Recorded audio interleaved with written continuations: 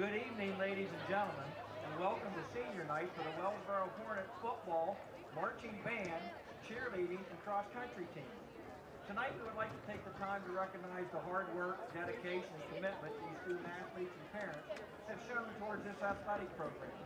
On behalf of the athletic department, we would like to personally thank you for your contribution to the program and best of luck in the future. First, we will start with football. Dylan Abernathy. Dylan is the son of Eric Abernathy and Amber Abernathy. Dylan has played football for 2 years. Dylan plans to attend college after graduation. Darren Callahan. Darren is the son of Sean and Doreen Callahan. Darren has played football since kindergarten. Darren was selected to the NTL Large School First Team as a defensive back in 2019 and won the Wellsboro Football Offensive MVP Award in 2020. Darren is committed to Slippery Rock University on a baseball scholarship and will be majoring in exercise science and physical therapy. Justice Harlan. Justice is the son of Anil and Wade Harlan. Justice has played football for 9 years. Justice plans to get an education in diesel mechanics. Isaac King. Isaac is the son of Tim and Lori King. Isaac has played for 11 years and has been varsity captain for 2 years. Isaac plans to attend college for physical education. Cannon Keck. Cannon is the son of Darren and Krista Keck. Cannon has played football for 9 years. Cannon plans to attend a trade school for heavy equipment. Wayne Shirley. Wayne is the son of Mindy and Wayne Shirley. Wayne has played football since 3rd grade. Wayne has undecided plans after graduation. Ryan Sweet. Ryan is the son of Stephanie and Matt Sweet. Ryan has played football for 9 years and last year got the Defensive MVP Award. Ryan plans to enter into the Coast Guard. Now for our marching band. Clarissa Casher. Clarissa is the daughter of Angela and Jason Casher. Clarissa has been a marching band and earned her varsity jacket as a 10th grader. Clarissa has been in Dickens and Women's Choir for 3 years and has done jazz band and handbell choirs since her freshman year. Clarissa hopes to attend Mercyhurst University for a major and doctorate in music therapy. She will continue all musical ensembles in theater and college. Olivia English. Olivia is the daughter of Jason Terry English. Olivia has been in marching band for 3 years and in brass section leader. Olivia plans to go to college and major in psychology. Asana Flowers. Asana is the daughter of Kevin Flowers and Mary Gray. Asana has participated in marching band for 4 years, 2 years as a band member, and 2 years in color guard and dance team captain. Asana plans to go to college, majoring in dual American Sign Language and Disability Studies and Education. Jordan Mance. Jordan is the daughter of Paul and Joanne Mance. Jordan has participated in marching band and color guard for 2 years and was given the co-captain spot at the beginning of this season. Jordan is hoping to attend either Bloomsburg University or Regent University. She wants to dual major in art history and early childhood education. Kira Oswald. Kira is the daughter of Terry Oswald. Kira has participated in marching band for 4 years. She plans to study art, get a tattoo apprenticeship, and become a tattoo artist. Reagan Regina. Reagan is the daughter of Brett Regina and Chad Thomas and Che Regina. Reagan has been in marching band for 2 years as a featured twirler. Michaela Seedorf.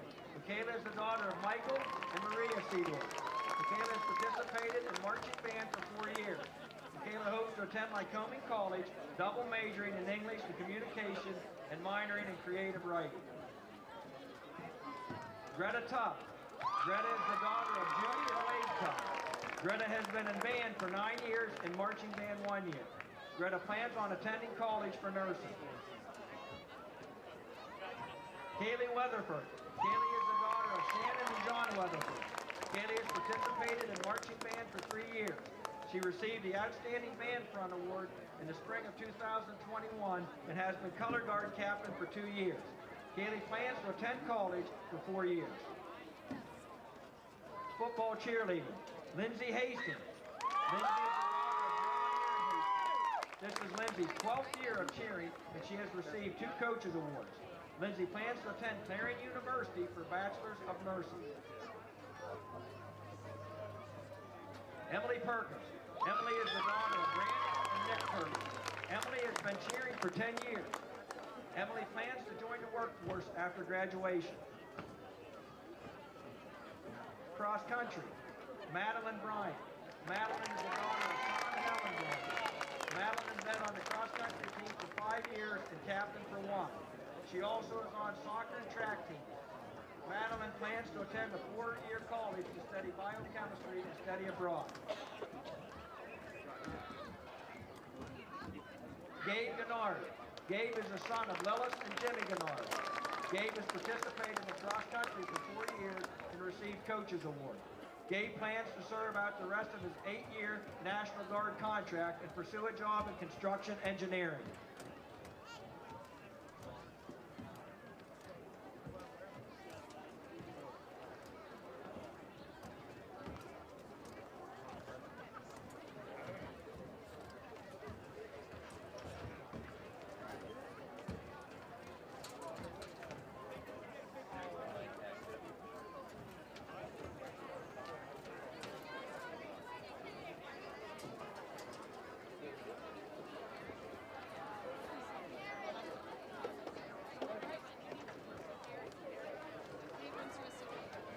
Let's have another round of applause for our seniors and their parents.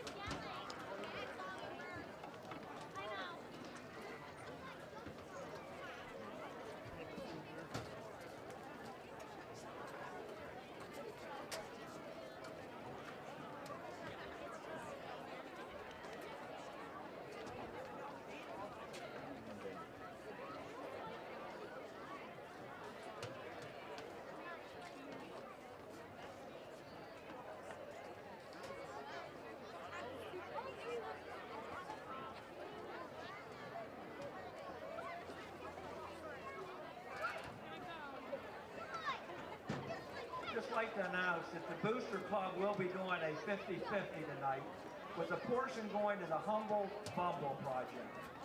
We'll present the money to a member of the Humble Bumblebee Project. If you want to,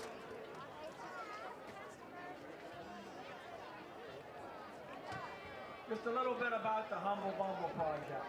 Each year, the parents of an estimated 75,800 children will hear the words, "Your child has cancer." Strained finances are a side of cancer, and many do not see or anticipate. The Humble Bumble Project provides financial relief for those families. Humble Bumble started in July 17, 2018, in memory of Paige Griffin. She was a graduate of Wellsboro High School. She had a fondness for bees, in particular bumblebees. She was diagnosed with cancer. After several years of battling cancer, she did pass away. Tonight, the Wellsboro Sports Booster Club is donating their portion of the 50-50 to the family of Paige Griffin and the Humble Bumble Project. Please support the Humble Bumble Project with the 50-50.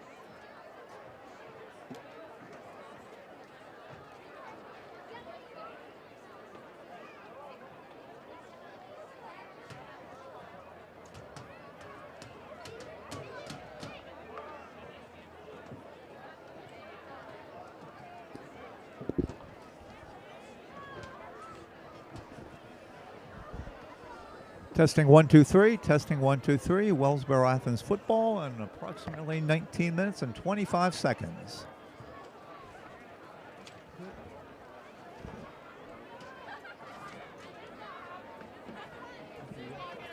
Okay, we'll try to yell as loud as we can.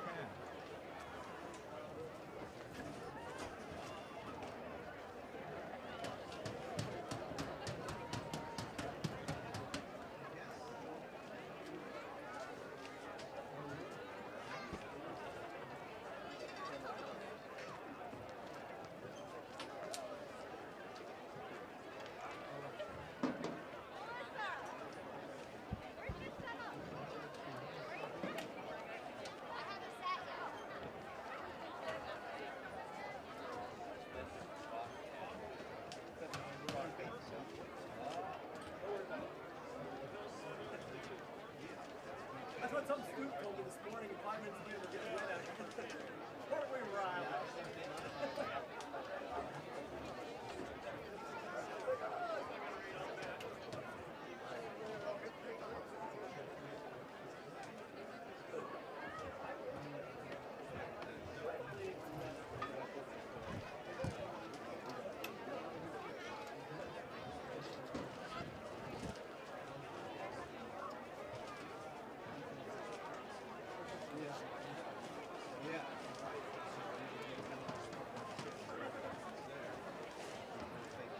Ladies and gentlemen, we're going to take an opportunity to recognize our small fry cheerleaders and football players. First, we're going to recognize the small fry cheerleaders. We can have the C squad come out first with coaches Teresa Boyce and Lakeem Cook. The cheerleaders are Madeline Rice, Wynn Hand, Kate Dresser, Emma Miller, Christina Colt, Macy Cook, Avery Boyden, Ava Bird, Melody Tone.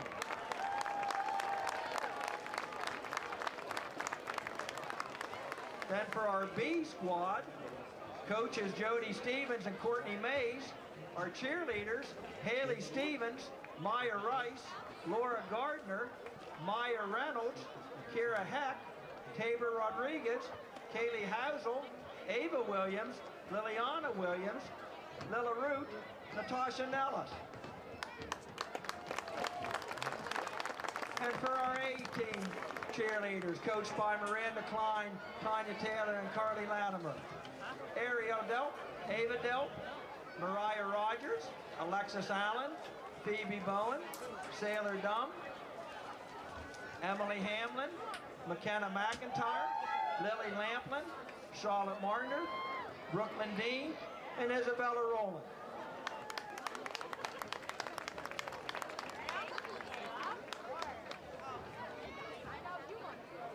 Now for our flag football team, Coach Sean Gill and Devin Geiser. Number 1, Thatcher Geiser. 6, Connor Gill. 2, Owen Gill. Number 4, Reed Ingrid. Number 10, Elliot Hauser. Number 12, Seal Finnegan. Number 5, Nolan Cook. Number 13, Silas Miller. Number 8, Weston Yost. Number 9, Grayson House. Number 7, Jeffrey Jr. Berry. And number 3, Asa Adams. We have our C team coached by Blake Ingrid and Matt Wilcox. Number 1, Logan Colt. 79, Kellen Schmouder. 11, Grayson Ingrid. 25, Leland Wilcox. 6, Owen Campbell. 8, Caden McIntyre. 21, Gavin Steffen. 95, John Kemmerer. 46, Albert Richards. 40, Tucker Andrews. 55, Oakley Smith. 62, Bradley Wickman. 44, Randall Pierce. 45, Jacob Browning. 14, Owen Boyce. And 15, Riley Blade.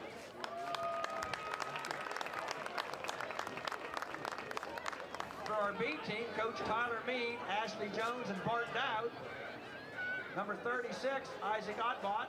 Number 53, John Simons. Number 60, Porter Wilson. Number 81, Wyatt Dowd. Number 35, Colson Jones. Number 72, Keegan Lampman. Number 19, Silas Mead.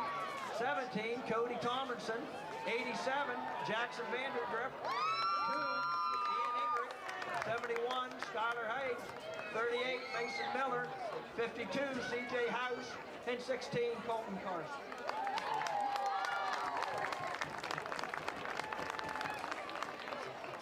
Then we have the A team, coached by Jeremy Richardson and Chris Morrill. Number 14, Mason Applenack. Number 10, Derek Blaze. Number 63, Gavin Carson. Number 68, Hunter Carson. Number 27, Colton Ozer. Number 3, Levi Hutchinson. Number 1, Madden Masco. Number 78, Oliver Matthews. Number 13, Reed Moyer. Number 8, Reed Richardson. Number 84, Ransom Schultz. Number 54, Eli Nowak. Number 62, Tucker Benkus. Number 88, Cody Enk. Number 99, Dennis McIntyre. Number 82, Jeffrey McIntyre. 30, Sawyer Mead. 7, Griffin Moyer. 61, Kason Poole. 64, Lance Starkweather. 9, Carter Pennygill. 98, Jordan Hine. 67, Matthew Robbins. 57, Owen Carson.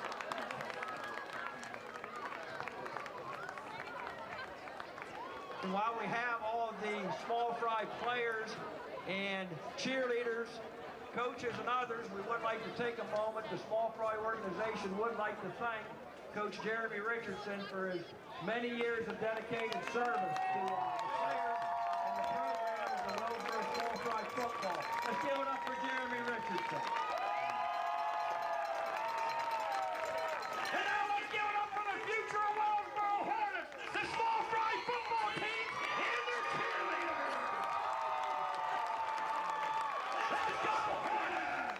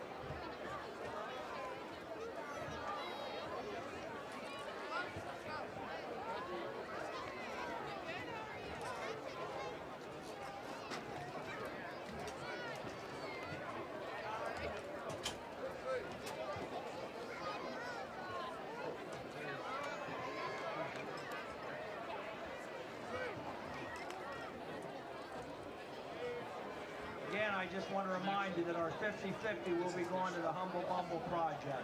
The portion of the 50-50 will be going to the Humble Bumble Project. The Battle Child.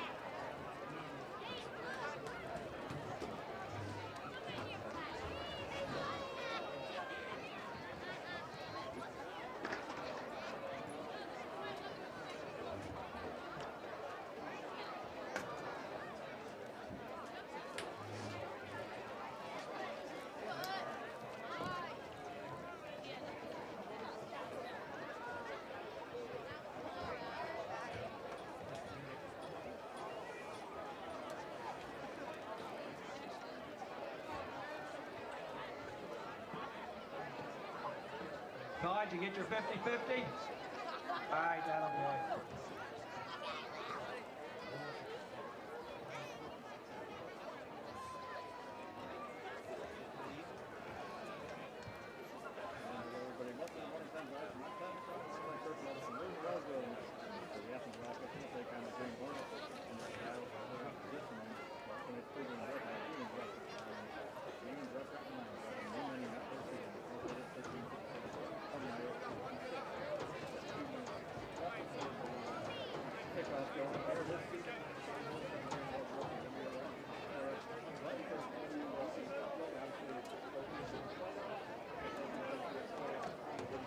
Just a reminder, tonight's game will be under the NTL Code of Conduct. Any actions meant to demoralize, demean, or show any sportsmanlike activities will not be tolerated, and you will be suspended from any other future NTL events. Please let the participants enjoy the activities, as well as the coaches and officials. Thank you and enjoy the season.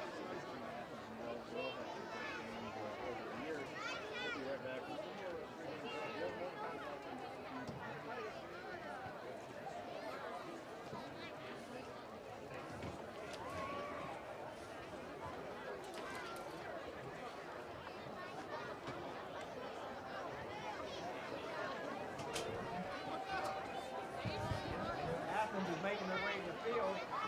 Also want to announce that our portable restrooms are in partnership with the Wellsboro Education Association.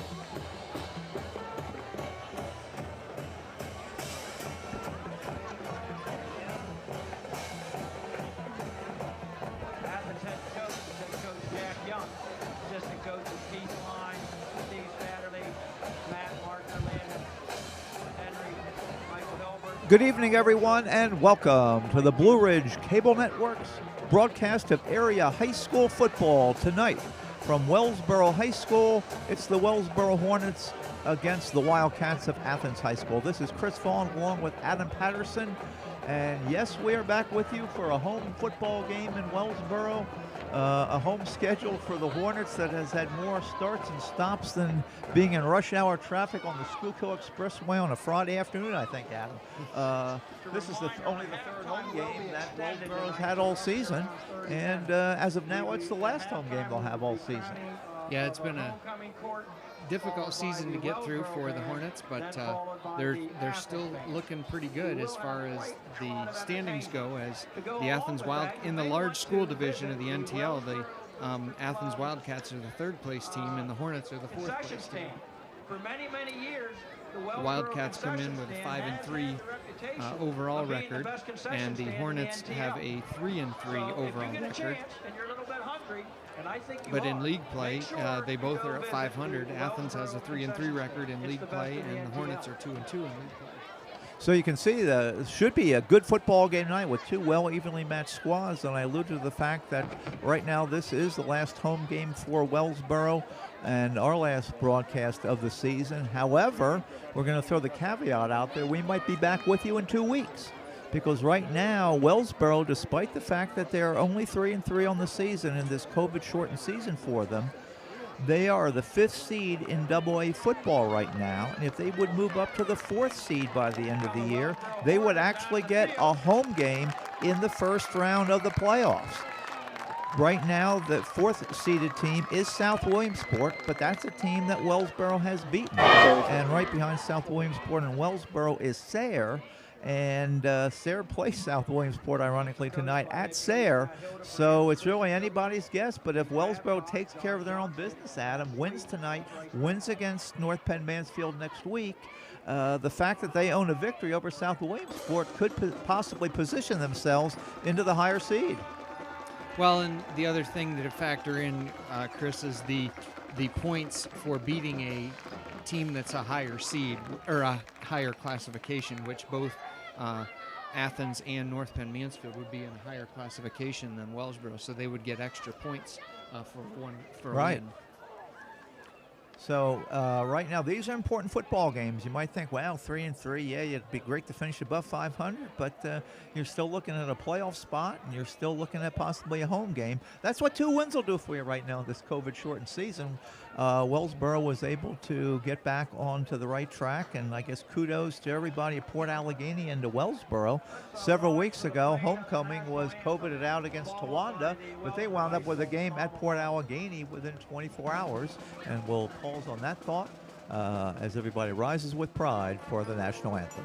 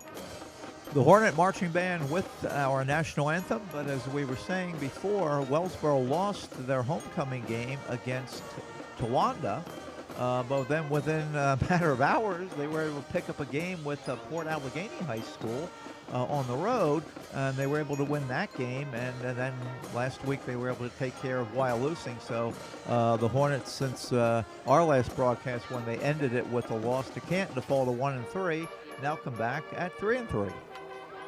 Yeah, and both of those wins being on the road, so that was good for them to be able to go on the road and come up with some wins before they were able to come home tonight and have their final home game. It's also senior night here in Wellsboro. as the seniors were honored before the game. And some key players for the Hornets are playing their last regular season game here on the field. Isaac Keene, the quarterback. Dylan Abernathy, who's starting to come into his own this season. Darren Callahan, who's just been such a solid player for the last 3 to 4 years here. Justin Harlan, Wayne Shirley, Kanan Keck, and Ryan Sweet, all graduating seniors. So there's going to be some big challenges because you're going to need to fill those spots, and without a JV team this year, it's going to make it doubly challenging for Coach Hildebrand. Losing some players at some key positions with the quarterback, wide receiver, running back. Those are key positions to lose this year. And without the JV program, it's he's going to have to recruit the hallways and see what big guys he can find out walking down the hallways there.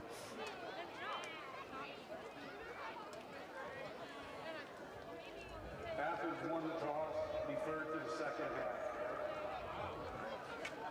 Athens wins the toss. The referee with his mic on the field says that Athens won the toss, and as most teams seem to do today, you defer if you win the toss because I guess you know what the score is now. You have no idea what it'd be at halftime. Right. It might be nice to have that football. Wellsboro in their all green uniforms tonight with the white helmets. Athens coming in with their white tops with the silver pants and the silver helmets.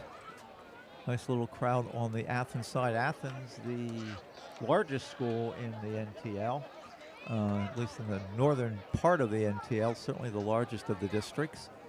So They definitely have the bigger roster here tonight. yeah, they really do. We've talked about that before. Wellsboro really with 24 players, I believe, on the squad. And it looks like they got them all just looking quickly. I was trying to do some math there. It looks like everybody is suited up. So fortunately, it was a short squad, but so far they've been able to maintain a good health and been able to play all season long. Callahan and Adams go deep, and we're ready for Friday Night Lights on the Blue Ridge Cable Network and the Wellsboro streaming service. We are underway. Athens and Wellsboro. A short kick fielded by Callahan at around the 20, and Darren busts his way across to about the 28-yard line or so, and that's where Isaac Keene and the Hornet offense will put it in play. 1st and 10, actually marching it close to the 30. First down from the 30.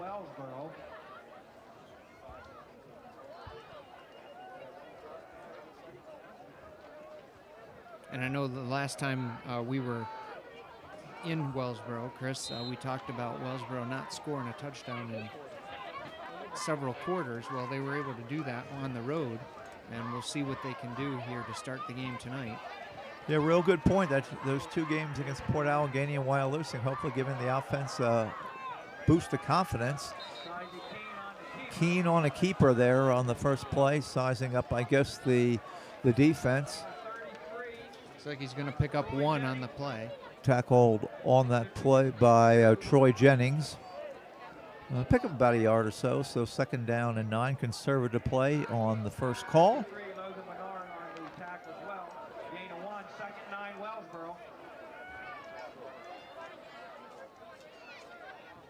Keene in the shotgun as he primarily takes his snaps from that position. Will throw the football. Has time. Nice Complete pass. pass.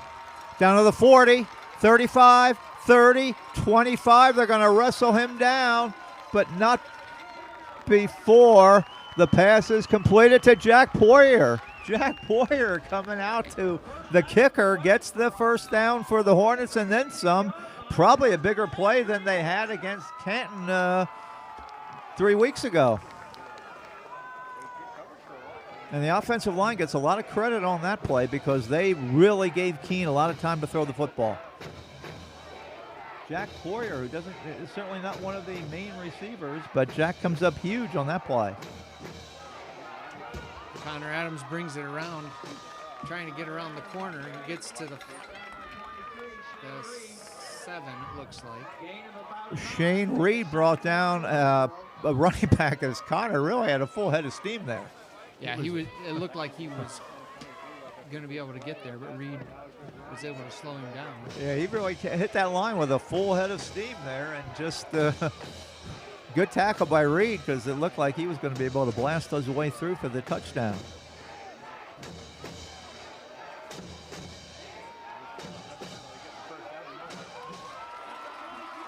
Callahan's going to punch it in.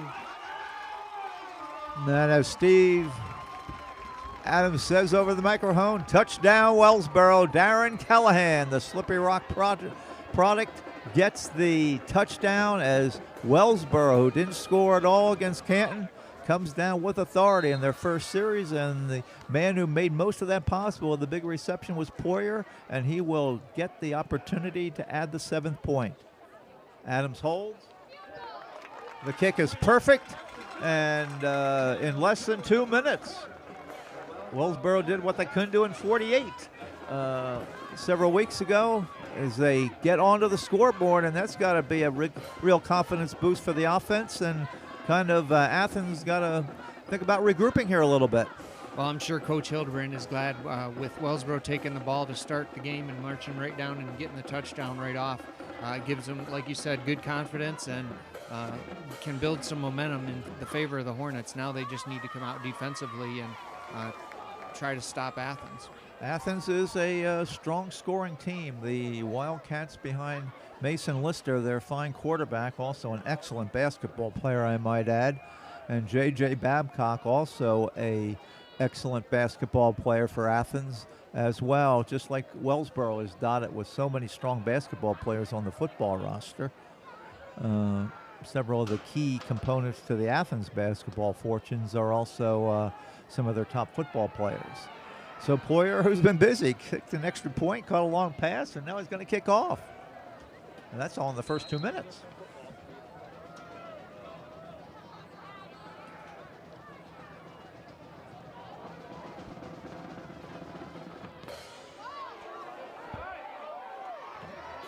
Nice, puts it in the end zone. Jack Poyer just whacked that one clear into the end zone and out. He's revved up tonight, as Jack's kick will put Athens on the 20-yard line for their first play of the game.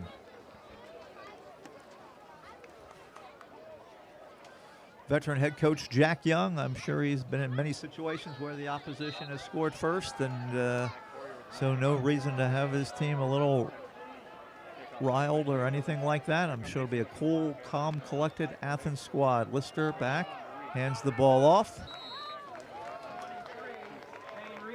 Shane Reed on the carry. Darren Callahan makes the tackle, so Callahan goes from scoring a touchdown to making the first tackle. The amazement of small high school football, where, boy, you are required to play both ways and play well, and Callahan comes up with the stop. Some big gentleman there on the offensive line for Athens. Thomas Forrest tips the scales at 310 pounds.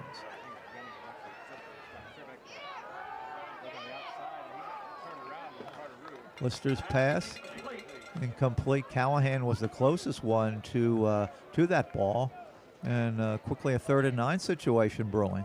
I didn't really see anybody for Athens over there. I think the receiver slipped, but Callahan had it well covered.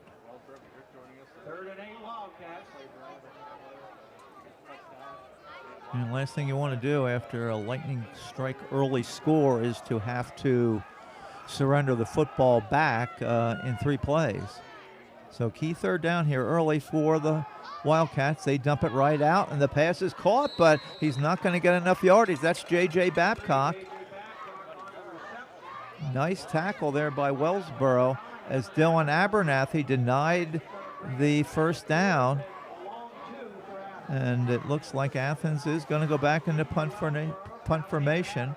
Callahan and Adams go deep for Wellsboro, but big play there as Abernathy denied Babcock the yardage. Gets it away, almost tipped there at the line of scrimmage by Lincoln DeCourcy. Adams fielded it at the 39. Gets it back out to the 45. So about a 6-yard return there. Josh Nittinger made him pay for those 6 yards of real estate as he put on a pretty good hit there.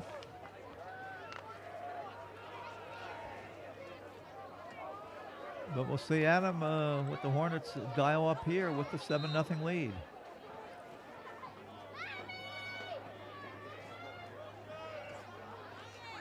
Handoff goes to Adams. Adams is able to turn the corner and gets a nice 5-6 yards. But there's a piece of laundry on the field. Looked like the blocker tried to sidestep there and get away from a clip, but I'm afraid that's going to be the call. So first down and long, as Wellsboro is dropping back. Penalty will walk it back to about the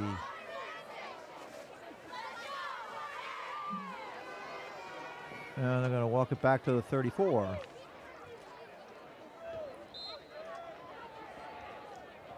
So first down and about 21 yards, they say, on the board.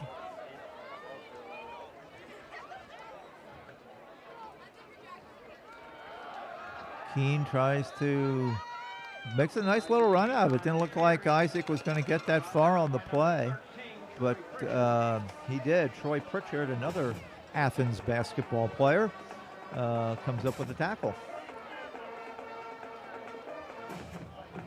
Second down, about 16 to go.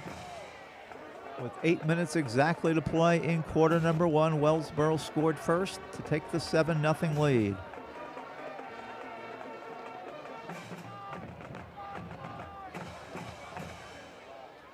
Keene back to take the snap. Rolls out, looking deep. Battling for it, and a great catch made by Ryan Sweet. Senior to senior. As Ryan used his 6'3" height to haul that in, but a nice pass from Keene.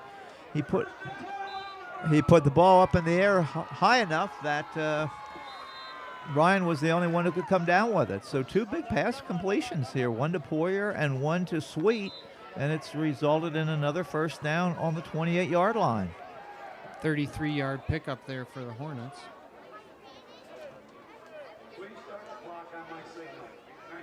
Keene will be over 100 yards passing here very soon.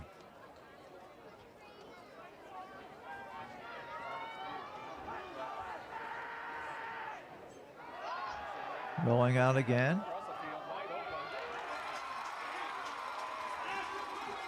Connor Adams catches the pass from Keene. Isaac Keene on fire tonight. 3 long completions, and Wellsboro strikes again, and they lead Athens by the score of 13-0 on the Wellsboro House scoreboard as Jack Poirier tries to make it 14-0. And we still have over half of the first period to play as Wellsboro has moved the ball effectively against Athens.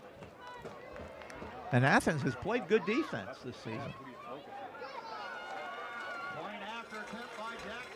And Poyer's conversion is good, and it's 14-0 in favor of Wellsboro. And Adam, Jack Young's going to have to get his team over there and get them rallied up here. Well, Wellsboro did a nice job defensively, holding Athens on their first series, getting the ball back, and then being able to keep on the momentum. They got the ball first, they took it right down and scored, and then they were able to get the ball right back with the momentum and take it down and score again. Puts them up 14-0 here early on in the game.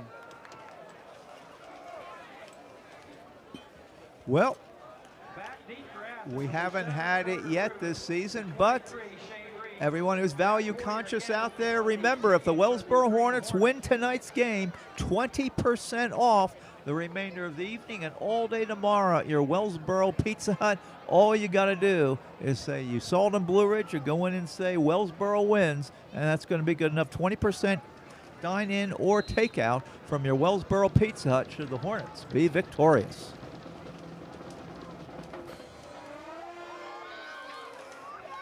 Another nice long kickoff for Poirier.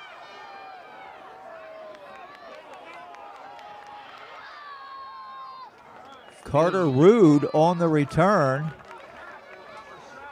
Fielded that at about the 3-yard line.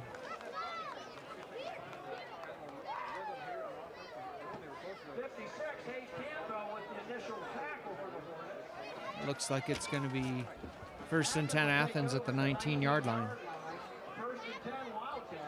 And just to give you an idea of the 14 points that Wellsboro has scored, up until last week, Athens had not given up more than 12 points in a game until Canton scored 34, and Wellsboro was able to put 14 points up in the first 5 minutes tonight. So Athens going to have to score a lot of points here because it could be a high-scoring game. There's a pass that's going to be ruled incomplete as they got it out to J.J. Babcock, a good large 6'5" target for Lister. But until last week when Canton defeated Athens and scored 34, no one had scored more than 12 points all season long against the Athens defense.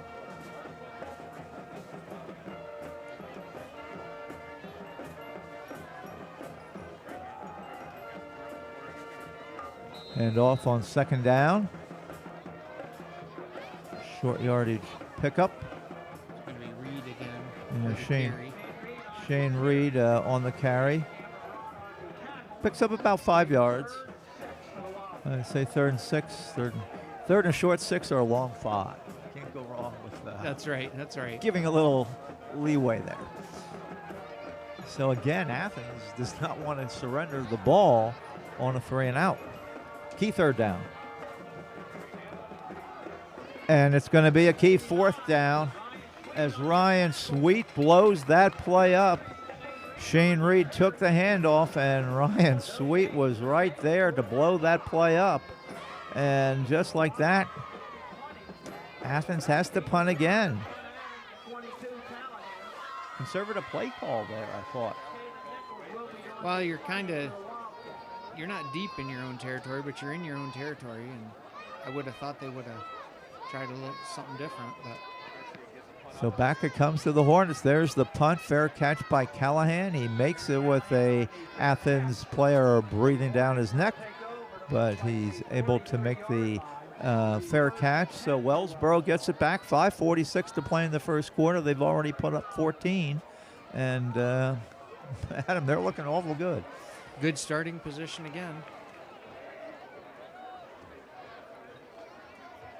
But the offensive line really has given Isaac Keene some nice protection on those 3 deep passes that he's thrown.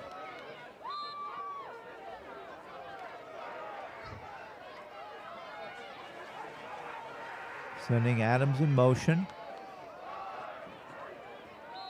Yep. Joe Brown carries the ball, picks up about 2 yards on the play. Tackled on the play by Troy Jennings and 55 Dylan Harford. Pick up 1.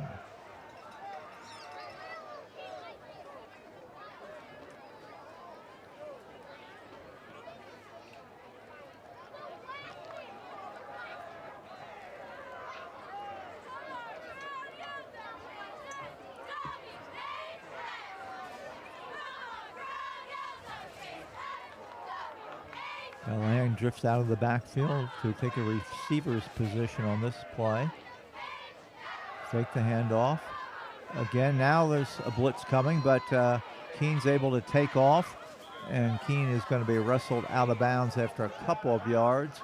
Tackled by Josh Martin, and the ball being on the 47-yard line. So we'll call it about 3rd and 6 on the 47-yard line for the Hornets, as they look to keep this drive going after 2 successful scoring drives to start the game.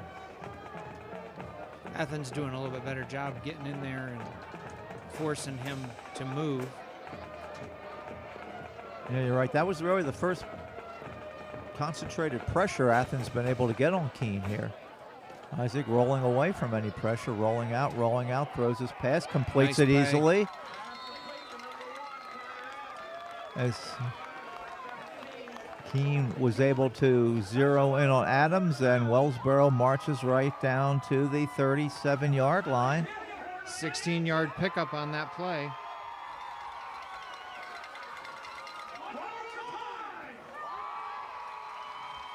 Steve Adams revving up the crowd here at the Hornets Stadium like only Steve can there, and they've got a lot to be revved up about so far in this first quarter. Coach Hildebrand couldn't have diagrammed it to go any better. Here goes Callahan trying to get to the outside, now cuts back to the center of the field. Host of Athens tacklers, Caleb Nichols, one of the first on the scene, along with Logan Menard also there. And it's going to be 2nd down and 7 from the 34. We come to the 4:23 mark of quarter number 1. Isaac Keene gets the play from Coach Hildebrand. Back into the shotgun goes Keene.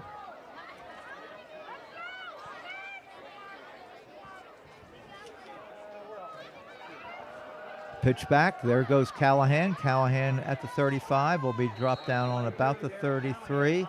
Nice tackle there, again by Shane Reed, great two-way player for Athens. And we've really focused on Wellsboro, Adam, but Athens in AAA, they're 5th in their bracket right now, looking to catch Montoursville for a home field advantage. Right. So they've got a tremendous incentive to come out of the stadium here with a victory today. And actually, they're 5-3 with a lower ranking than Montoursville, who's 4-4. But that comes down to that whole points thing based on what schools you play. Yep. Here goes Keene on another rollout. This pass sails a little bit as he tried to hit Poyer again on that one. And decision here for Coach Hildebrand. Obviously, a little too long for the field goal. Probably too short to punt it. So it looks like Wellsboro will try to go for it here on 4th and 6 on the 33-yard line.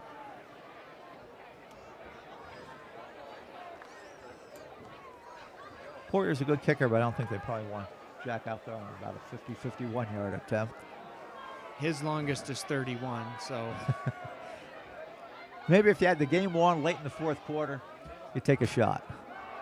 Here's Keene rolling out, looking on 4th down. Completes his pass again. This time it's Adams. He dances the sideline, and he goes in for another touchdown. Another Wellsboro touchdown. 3 possessions, 3 touchdowns. And Wellsboro, I don't think anybody would have thought this. They have a 20-0 lead. We're in the first half, and Adam, one thing I didn't think we'd have to talk about now would be mercy rule. And I hope we don't have to talk mercy rule, but when you're up 20-0 in the first quarter, Wellsboro just unstoppable so far. And Poyer's kick nailed by a great distance. He crushed that kick, and it's 21-0 Hornets. And looking at the prognosticators in the Williamsport Sun-Gazette, Chris Massey and crew, 6 handicappers, they all picked Athens tonight. I bet you they're rethinking that now. Yeah, that was 6-zip in the handicappers projections in the grid there in the Sun-Gazette, who does an amazing job in the end zone section to give the Sun-Gazette some real good props. A great paper to get if you want to really delve into the high school scene all over District 4 on a Friday. They have a great section for that. And they thought Athens, with their stout defense, only giving up 12 points max this season, everybody but Canton. And we saw that Canton team, and Canton's almost in another stratosphere right now to some of these other teams. Well, and it's hard to tell by looking at the Athens stats and the Wellsboro stats. I mean, Athens has played a couple more games than Wellsboro has, so it's hard to look at that and see good where point. they're at. Yeah. But I think both schools are glad that Athens or Canton is single A. Ball mishandled, still mishandling it. Finally picking it up is Reed, and Reed is not going to get to the 15-yard line. Yeah, he really had trouble getting that ball. He reached down to try to pick it up and lost it again. And I think Athens is fortunate enough to have the ball. Yeah, so far nothing seems to have gone right for the Cats tonight yet. That's why they play 4 quarters, though. Athens has proven ability to score points, and they can easily get, well, maybe not easily, but they certainly can get back in this football game. But right now the objective is to get a drive going. Hand off to Reed. Reed will dance across the 15-yard line to about the 17 and pick up about 4 yards on that play. 2nd down and 6. 2:44 to play in quarter number 1 on the Wellsboro House scoreboard. 21-0 in favor of the Hornets. They've played a perfect first quarter so far, offensively and defensively. Yeah, they've really played well. There's a pitch. Breaking 1 tackle, breaking a 2nd tackle, and getting Athens' first down of the game is Shane Reed. A 14-yard pickup there by Reed. Joe Brown makes the tackle, and I think if you're Coach Young, you just got to keep everybody calm. We got 4 quarters. Let's just get a drive. Let's get a nice drive. Let's get a score. Make it 21-7. And we'll go from there. You can't score. You're not going to get a 21-point drive, so just chip away because you have plenty of time to do that. Lister under some defensive duress, rolling out, lets his pass go. And fortunately for Wellsboro, the receiver called it and went to the ground, Jared Peterson, because he had room to run if he was able to turn around. Yeah, it looked like Wellsboro kind of left him out there. Yeah, there was some green grass ahead of him, or green astroturf anyway. 2nd down and 4. 1:25 to play. In the shotgun now is quarterback Mason Lister, the 6'1 senior, or 6'1 junior. Oh, Mason's trying to only a reverse junior. there. Wellsboro read that one. And the reverse just blows up in their face. Shane Reed took the reverse, and the Hornets were ready. Lincoln DeCourcy was one of the first one on the scene, and it's now 3rd down and 11 yards, or this Athens drive could end before the quarter.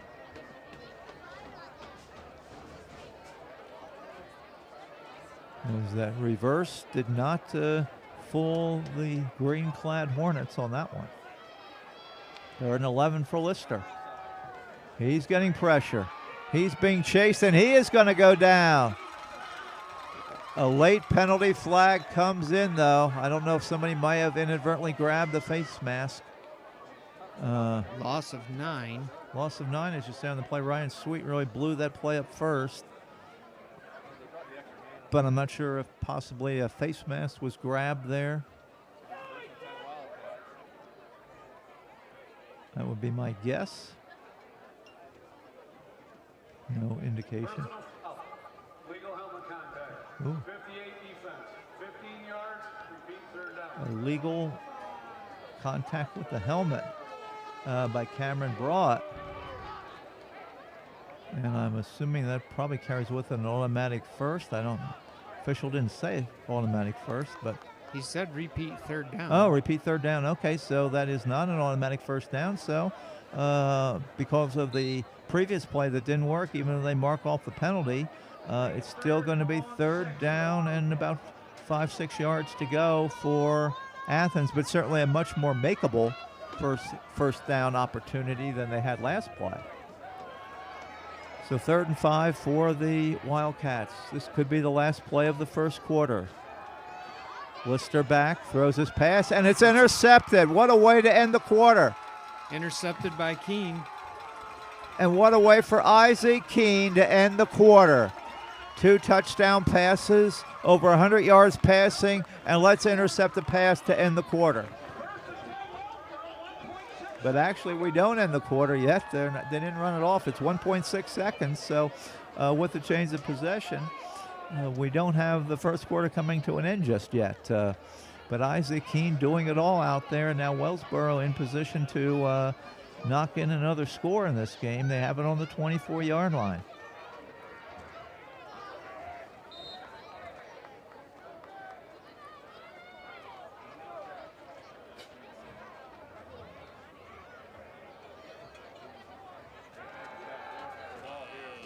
There's a pass in the end zone. And it's caught for another touchdown on the last play of the quarter. That's Spencer Wetzel. Spencer Wetzel gets in on the act, the junior. And Wellsboro has put 27 points on the board. Athens only gave up 12 in the entire 48 minutes to everybody but Canton.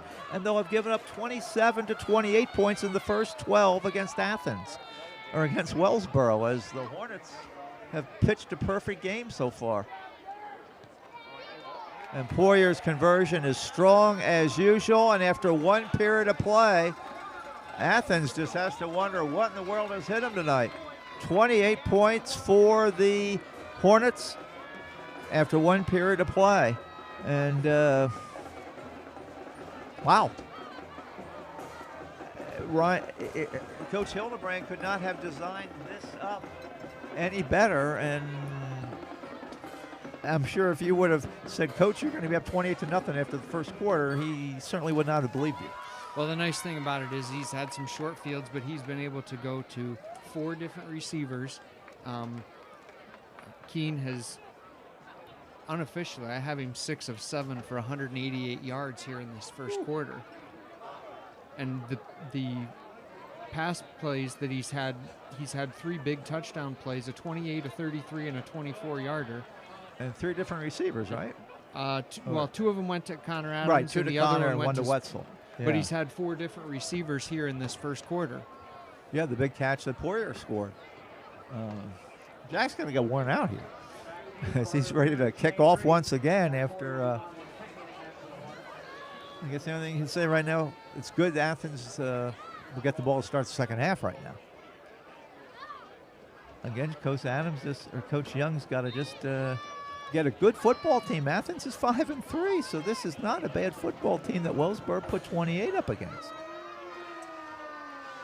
We'll see if second quarter is any different for Athens. Shane Reed takes the return out to about the 21, but nothing substantial there. Dylan Abernathy was one of the first on the scene there. About a 10-yard return for the Wildcats. And we're talking about stats, Chris. Mason Lister for Athens, he's thrown 11 touchdowns this season and 1 interception. Make that 2 now with Keene picking 1 off. So that's only his second interception this season. Yeah, that's what's the amazing part. I mean, Wellsboro's scoring at will against a good football team.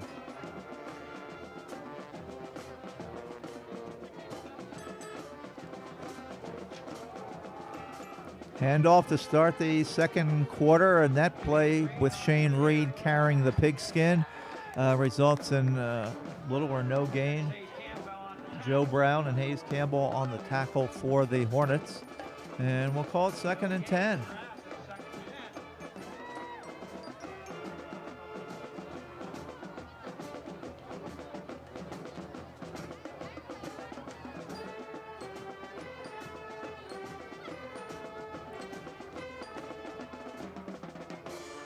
Lister back.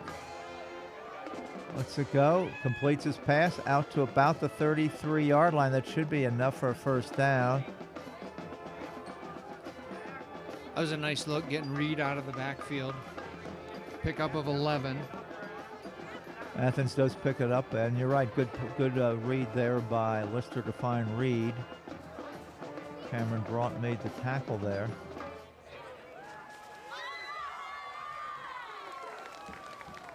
We'll see how Athens plays it, if they'll just abandon the run or they'll just try to play a regular offense. That's going to get them 5 there. And a little encroachment there by the Hornets. That's one thing we talked about in that Canton game. Wellsboro came up with a lot of penalties. Yes. And once again here in this first half, they're picking up a lot of penalties.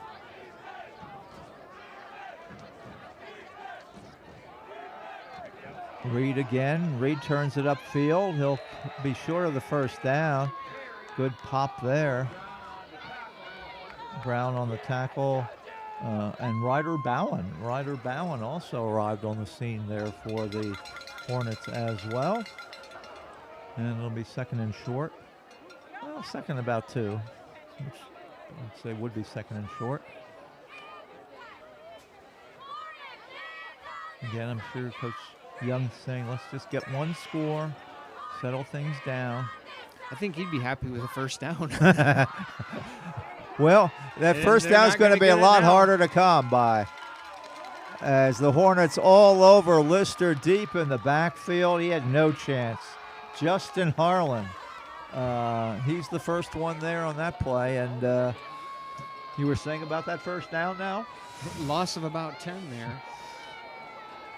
So it's going to be 3rd and 12 as Wellsboro has pushed him back, as Lister had no shot on that. He was just... And if you see the Wellsboro High School Team Council coming around, think big. They were just right there on that play. No chance. And he just gave himself up. After halftime, we'll be doing our crowning of our homecoming court, followed by our band and then Athens band. Here's Lister back. Lets his pass go, and oh, J.J. Babcock, did he hold on to that or not? And the official is saying incomplete. We couldn't tell from our angle, but that was a nice recovery as that ball was tipped, and almost another interception on Lister. Well, from this angle, I thought it was tipped, and then he was able to come down. I with thought, it. yeah, from our angle, we would have called that a completed pass, but coach was, or the player was not arguing that. And once again, boy, you hate to punt when you're down 28-0, but Athens has no alternative. Low punt, line drive kick. Adams could get a return on this. Tries to get to the outside, looking to cut back inside, crosses the 50, so great field position again as Connor Adams tackled finally by Josh Martin, but again, Wellsboro's going to set up shop in Athens territory. He gets it to the 46-yard line of Athens, so great starting field position again. Again, potentially a home playoff spot at stake for the Hornets. If they're victorious tonight, they're victorious next Friday night. There could be a home game here in 2 weeks. And certainly the way tonight's game's going, PIAA may really take notice on this one. There goes Adams breaking one tackle, and then he runs out of bounds on the 32-yard line. And that's going to be another first down for Wellsboro.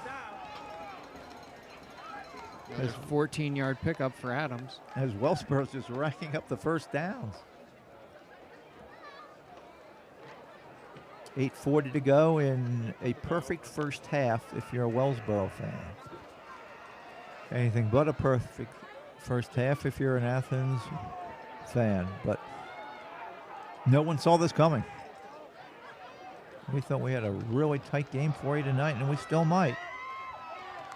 Callahan with a nice hole. But Darren Callahan just running hard for close to another first down.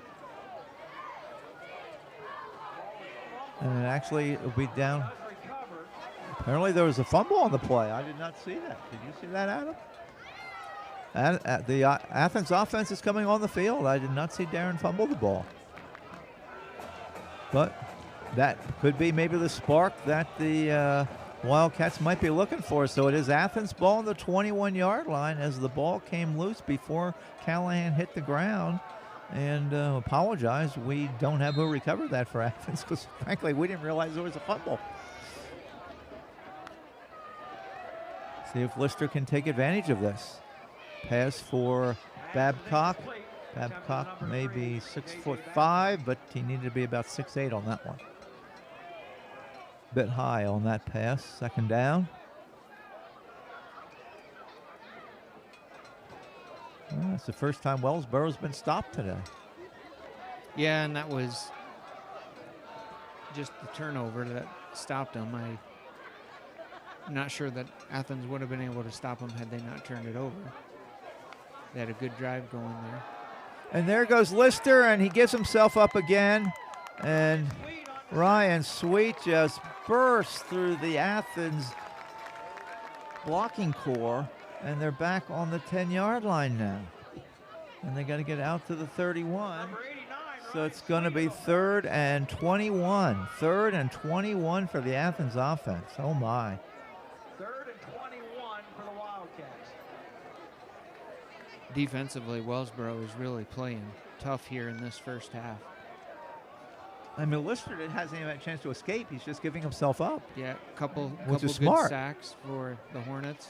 I mean, they are right on him. Here they come again, and there's a ball that's knocked down. He had to get a pass away, and there may be a flag in the end zone, though. It could be a late hit on the quarterback, as Wellsboro may have bailed Athens out on that one, and that could be a roughing the passer penalty. But, yes, roughing the passer.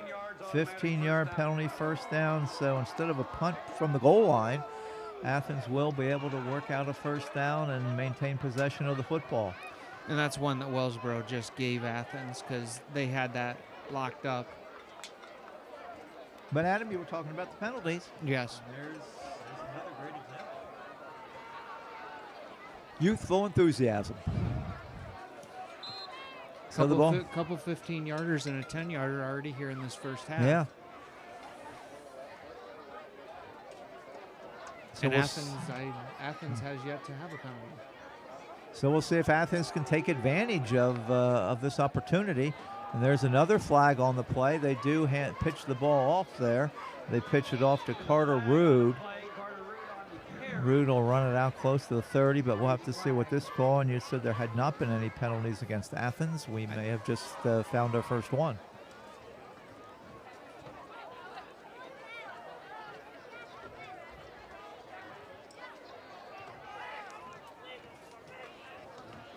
Illegal formation, offense.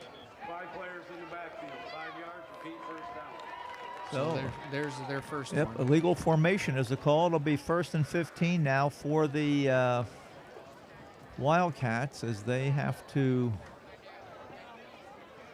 figure a lot of things out here in the last 7:37 of the second quarter.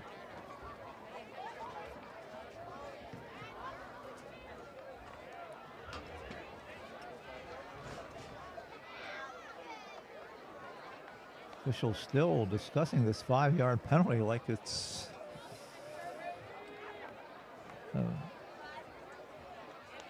huge. I guess maybe Coach Hildebrand just was deciding maybe not to take the penalty. Or take the play. I don't know. Well, they stopped it, so they have to take the penalty, right? There was no play. So now they finally take the penalty. So 5 yards, and now looks like Athens, after all that, is going to call a timeout. So a little bit of confusion there. So it'll be 1st and 15 for Athens on the 25-yard line. But again, as we said once before, and with the score 28-0, Wellsboro Pizza Hut for the first time this season. Here we'll be having at one of our games the potential for a pizza giveaway, or not pizza giveaway, but reduced discount, 20% off, dine in or carry out at your Wellsboro Pizza Hut the rest of this evening after the game and all day tomorrow and tomorrow night. You got to say the key words. Wellsboro wins, and you win as well. This is the kind of game you want to have if you're a senior on senior night. 28-0 here in the first half against the Athens Wildcats. Yeah, it's not like you're up 28-0 on a team that hasn't won a game this year. Well, and as we mentioned before the game started, Athens is the number 3 seed in the NTL Large School, and Wellsboro's the number 4 seed. So, I mean, yeah, Athens is a little bit ahead of them. Now I would have, and maybe it'll still turn out though. I would thought we'd probably have a 7-point game tonight, maybe even less than 7 points. But certainly a tight to the vest, tight football game because Athens had not given up more than 12 to anybody but Sayre. And now a sideline warning penalty, or sideline warning call against Athens.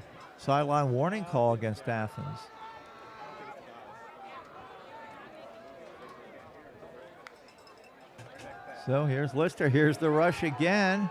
Getting away momentarily, throws it across his body, and almost Isaac Keene time once again as he broke that pass up that was intended for Carter Root. But there was Isaac Keene, and there was another strong play by the Wellsboro defensive secondary. And once again, a lot of pressure on Lister. Good pressure defensively. Wellsboro's getting right after the quarterback.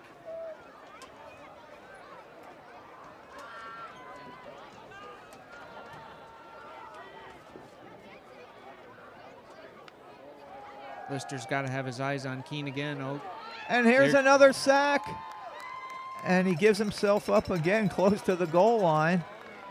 And Ryan Sweet was right there, and also right there was Hayes Campbell. And so they're gonna. He gave himself up. It looks like the 7. I guess that's where he gave himself up at. But Lister doesn't have time to scramble.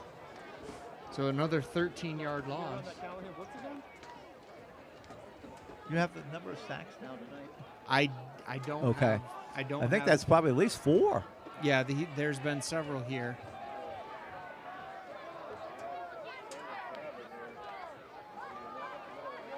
And now they just hand the ball off on 3rd and very long, I guess realizing that about a 30-yard play wasn't going to work. So they are back to punting again, Athens. And gain of about 7 on the play.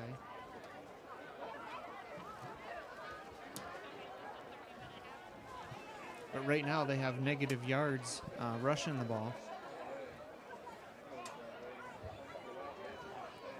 Caleb Nichols, another punt. And boy, they got in there quickly on that one as well. That takes an Athens bounce. Boy, his average is going to skyrocket on that punt. As he gets it all the way down to the 32-yard line. So he flipped the field a little bit with that booming kick by Nichols. Yeah, I think actually this might be Wellsboro's worst starting field position. I was just going to say that this might give Isaac Keene just a little bit longer field to work with, but so far that hasn't proven to be any problem. No. Wellsboro take over at the 32-yard line, 1st and 10 Hornets.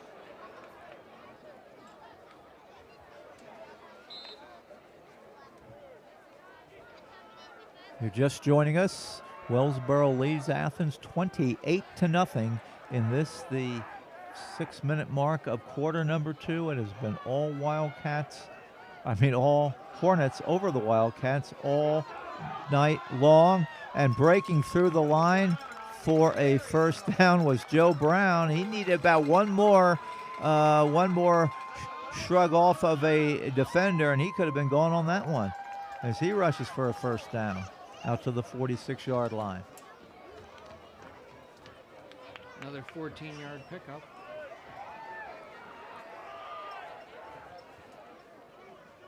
Not too many people would have seen this one coming.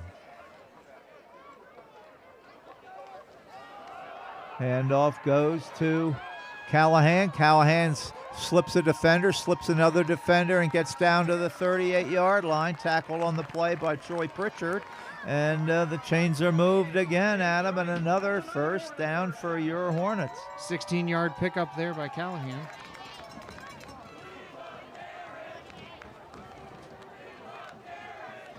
Wellsboro getting to the line of scrimmage quickly. And why not? The offense exuding a lot of confidence.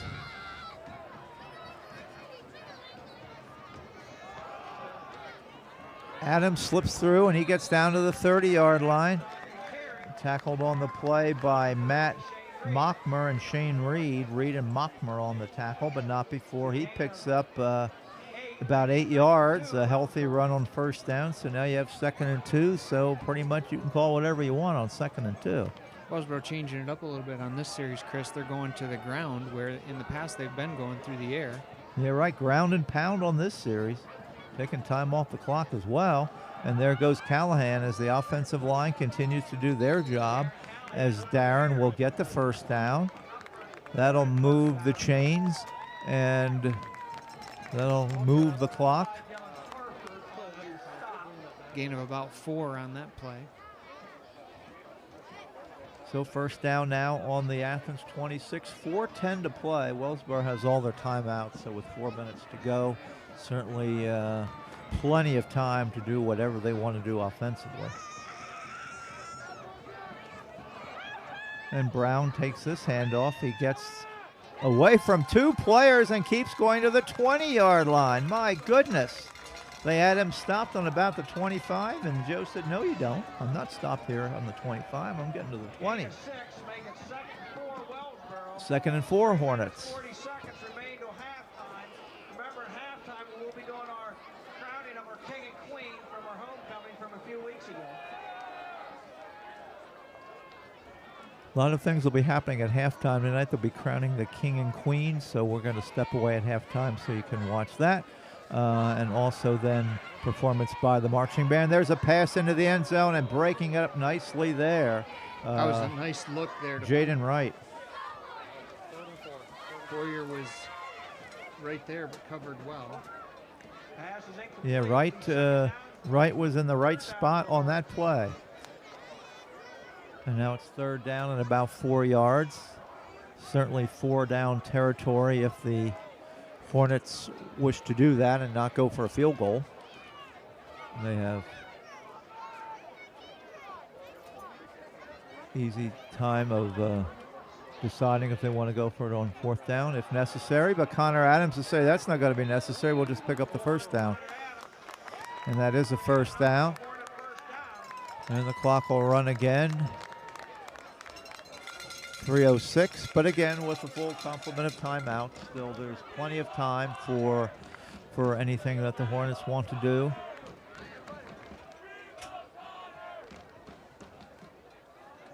And they still could get another first down if they were able to get to the 6. If they stay on the ground, they do.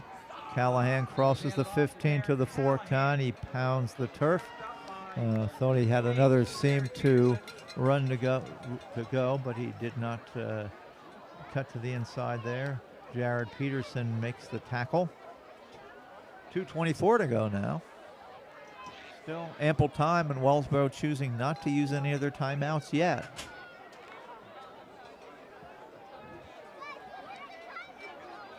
Second and 8.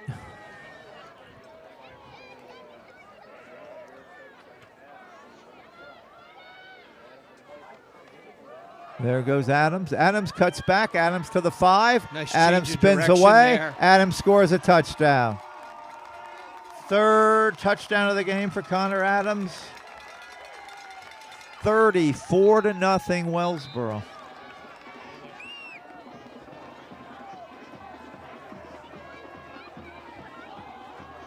There's an injured player, unfortunately, on the field for the Wildcats. And as most teams do there, Wellsboro takes a knee. And we hope the young man is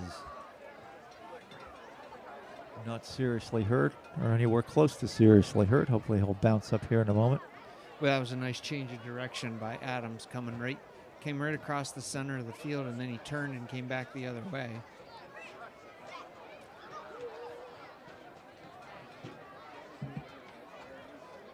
And that's probably where it happened. The lineman wasn't able to change the direction as quick as Connor Adams did. Yes, Josh Nittinger is the player who's down, but he's sitting up now, and hopefully he'll be able to pop to his feet in a second. Well, I see one problem Wellsboro's going to have at halftime. I have no idea what Coach Hildebrand is going to tell the team they've got to correct on. They've got to correct themselves on what? Nothing. Penalties. Well, all right, there you Stay go, away penalties. from the penalties. Yeah, penalties will be it, but talk about pitching a shutout in a perfect game. Offensively and defensively, Wellsboro has done everything they wanted to whenever they wanted to. Yeah, they've had a very good first half. Again, penalties, they need to clean the penalties up. 4-1-6-5. Hornets 9-2-0. Just hopefully Nittinger, well, he's walking more or less on his own, but does have his arm around one of the trainers for Athens, and we certainly hope the young man will be fine. Not moving very quickly, though. He's limping. Yeah, he is moving a little slower than you would certainly like to see at that point, because you don't want to see anybody hurt in any game, and certainly not in a game like this one right now. So Poirier, who has been perfect on his extra points and perfect by many, many yards. They're not just sliding through. They'd be good from 35, 40. They'd be good at NFL range extra points tonight. He's pounded those extra points.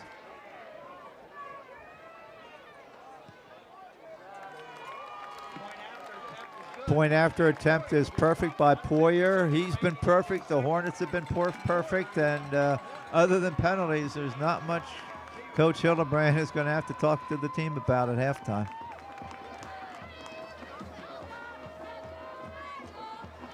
This has been a clinic by Wellsboro. A good first half by the Hornets. Completely the opposite of what we saw when we were here for the Canton game the last time we were here for their last home game. Which begs the question, Adam, how good is Canton? How good is Canton? I mean, Wellsboro doing everything at will tonight, and none of this was accomplished against that Canton team. How good is Canton? It's really going to be interesting to see when the Class A playoffs start, how far they can go in the States. Well, and a couple, I mean, the Canton score was 26-0, I think, yeah. But a couple of those scores were on the defense. Wellsboro did very well in that game early on. But right, again, early on, yeah. Penalties. Yeah, penalties that really was the nemesis there. Wellsboro's moving the ball, and then they get backed up for 5 or 10. You know, the penalties is what hurt them, and so if you could play a little bit cleaner with the less penalties, you wonder what could have happened. There's a mistake. Poirier's kick went out of bounds. He finally found something with 1:56 to go in the half. The kick went out of bounds. That was just the bounce of the ball, though. Because it's been a sensational half of football for the Hornets by everybody in the green uniforms. They played outstanding. So we'll see what Athens does. They still have 1:56 to go in the half and 2 timeouts. So I would hope that they'd be looking to see if they can't crack the scoreboard, get a late score, get the football to start the second half. Yeah, the nice thing is Athens is going to, at this point, Athens should have back-to-back possessions. So 2 possessions, keeping the Wellsboro offense off the field. Can Athens do something with that? Not there. Wellsboro was able to get right through. But they were able to scramble away. There's a complete, and they're running the football well is Rude. Rude down to the 30. Rude down to about the 25-yard line where he's finally knocked out of bounds. So by far the biggest play of the night for the Wildcats as Lister was scrambling again. The defense was in the backfield, but he was able to find Rude, and he came out of the backfield and made a nice play. So Athens in business on the 25-yard line, 1st and 10. 30-yard pickup there on that. By far their biggest play of the game. I believe the first time they crossed the 50. Yeah, I believe you're right here in this first half. There it goes back.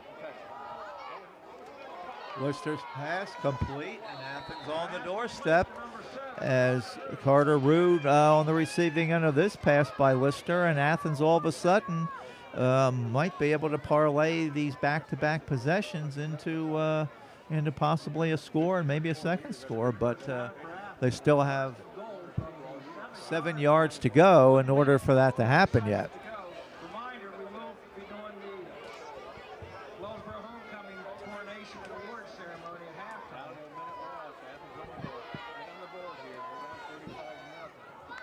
Lister. Here comes the rush again. He eludes it. His pass into the end zone. And is it's caught. Touchdown. Reed gets the reception there. And Athens is on the board as Lister was able to run away from some pressure. And boy, did they need that touchdown. And that could be maybe what turns things around a bit for the Wildcats. But again, Lister had a scramble. It was a good payoff for him. He stood there and took the hit. Extra point attempt coming. And that kick is good. 59 seconds remaining. Looks like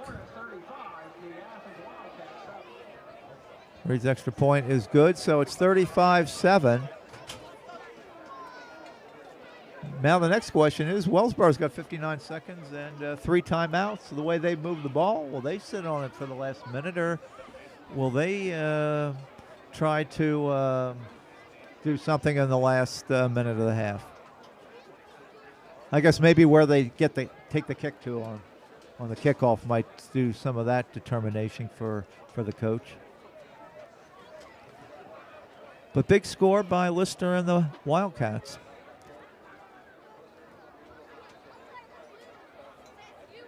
It may not change the atmosphere in the locker room too much, but it should give them a little spike of confidence.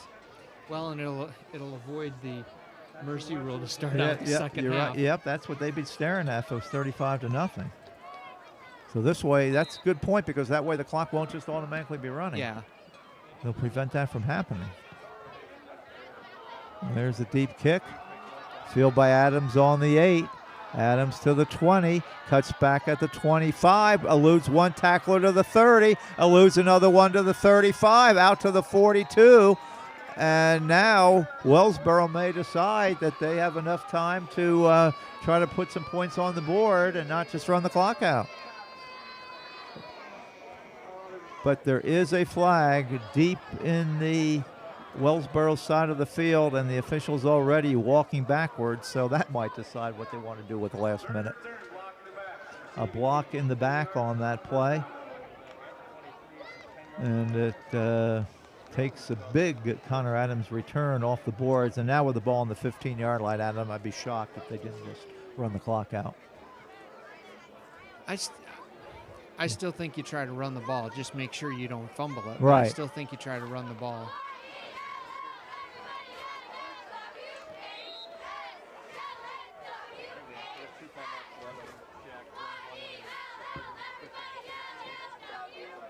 No, they're going to be throwing the long ball here, or trying to. Here goes Keene. Keene dances across the 20, 25, 30, 35. Out to close to the 40-yard line is Isaac Keene.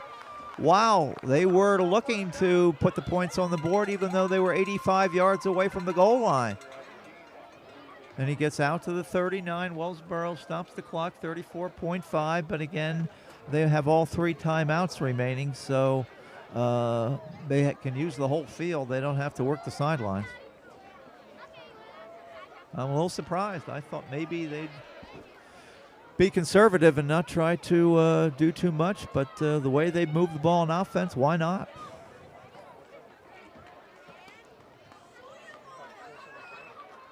Keene rolling out, looking deep downfield. He's going through the long pass, and he's got a man open and down to the 15-yard line as they complete the pass to Dylan Abernathy. He gets involved late. Abernathy wide open there on a great route. And Keene fires it to the 15-yard line, and now Wellsboro will call timeout with 21 seconds to go. So in the matter of about 30 seconds, they went from their own 15-yard line to the Athens 15-yard line, picking up 70 yards in the process. See, they want to get that to the mercy rule point of 35 points. That may be the way the third quarter will start out if they can. So there is some here. strategy really involved with that. Wellsboro's been moving the ball very well in this first half offensively. So even with a minute left to play, there's no reason not to take a couple plays and see what can happen. And that has worked out to their advantage here. And what happened is Isaac Keene probably going well over the 200-yard mark and passing for the half. See, I should have had him on my fantasy team this week. 200 yards in the first half.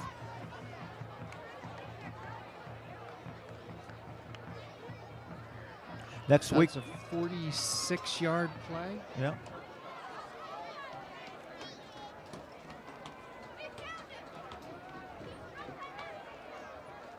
You had him at 188 yards for one time there. So it should be 224 if my math is. I'm going to trust you on that. I have my shoes and socks on, so I can't count it. So I'm trusting you on that number. But over 200 yards passing here in the first half for Isaac Keene. How about 234? All right, 234, even better. And how about maybe Adams trying to pass it? Now he runs it, and he gets a full head of steam, and he gets to the end zone. Connor Adams was looking to make a halfback pass, couldn't find his first receiver open, so he runs the football into the end zone, and nothing Wellsboro tries isn't working tonight. Connor Adams' fourth score of the game. See, if I had Connor Adams and Isaac Keene on my fantasy team, I'd win the week already. Looking strong here in this first half. And Poirier has been super strong on all his extra point attempts. He has just rocketed them through the goalpost. And nothing to that. And it's 42-7, a 35-point halftime lead. Well, there's still 12 seconds. Maybe I shouldn't say it's over for the half. But so they went 85 yards in less than a minute because there were 59 seconds when they took over. So they went really, in roughly 45 seconds they scored. 85 yards, so. A stunner because, as we said several times, the prognosticators all picked Athens tonight. And even I think the most loyal Wellsboro fans thought if Wellsboro won, it'd be a good, tight, close game. And that negates pretty much any momentum that Athens would have taken into the halftime locker room after getting that late touchdown. Yeah, that was a big help for the Hornets to go in with a score just before halftime. Athens will start out the second half with the ball, but they're in the hole by 35 points.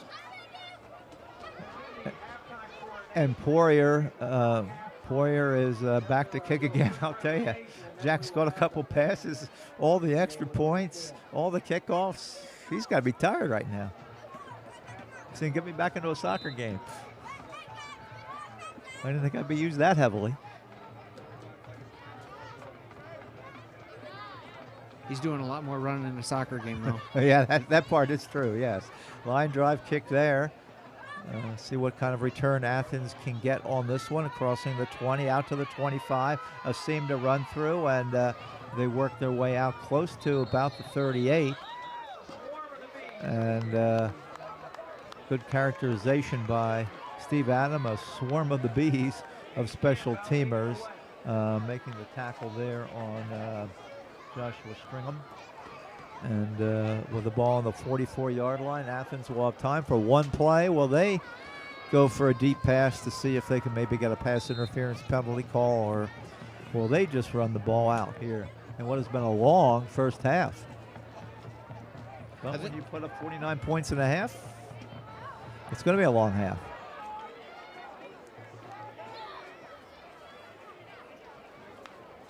And they're going to try to toss it.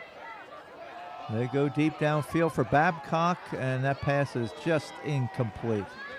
And that will bring the first half to a conclusion. After one half of play, a loud round of applause coming for the Hornets as they go off the field for a team that had only given up 12 points in an entire game to all their opposition this year other than Canton. Athens gives Wellsboro 6 touchdowns in the first half. The score at the half is 42-7. A lot of activities. Wellsboro kind of combining senior night, combining that with the homecoming game that was COVIDed out against Towanda several weeks ago. So we'll be taking a pause here while they announce the homecoming king and queen, then have the halftime performance by the marching band. So right now we'll be back a few minutes before the start of the third quarter. You're watching the Wellsboro Hornets Athens Wildcats football game on the Blue Ridge Cable Network and the Wellsboro streaming service.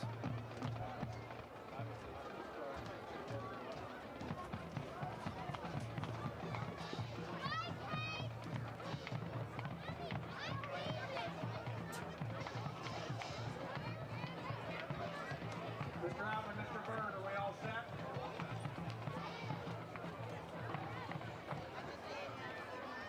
Good evening and welcome to the 2021 Wellsboro High School Homecoming Coronation Awards Ceremony.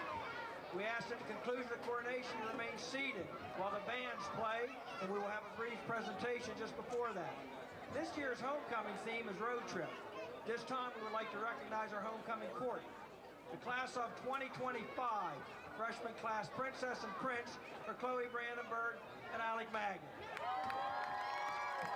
Chloe is the daughter of Chuck and Kim Brandenburg. Her school activities include basketball, soccer, and student council. Her hobbies include playing basketball outside with her family, hanging out with family and friends, spending time on the boat, playing the drums, and being an active member of the Wellsboro Bible Church and Youth Group. Chloe's future plans are to attend college, studying physical therapy in a hospital setting. Alec Magley is the son of Ashley Magley and Anthony Magley. His school activities include football and baseball. His hobbies include fishing and hunting. Alec's future plans are undecided.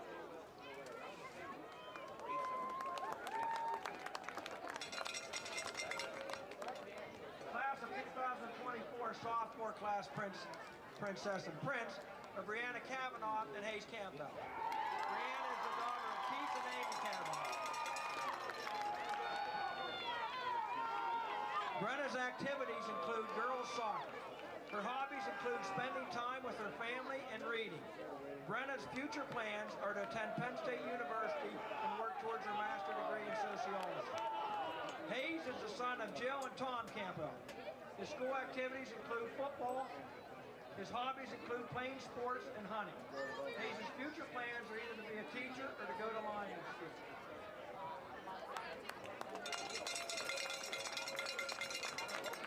Class of 2023, junior class Princess and Prince are Nevaeh Ray Sandstrom and Dallas Schultz. Nevaeh is the daughter of Chad and Jessica Sandstrom. Her school activities include cheerleading and Connect 4. Her hobbies include playing guitar and piano, drawing, and listening to music. Nevaeh's future plans are to attend college and possibly work for a government agency. Dallas is the son of Dave Schultz and Jen Cochran. His school activities include track, ski cup, and student council. His hobbies include snowboarding, kayaking, and playing video games. Dallas' future plans are to attend Mansfield University for 4 years and then go to another school to pursue further education.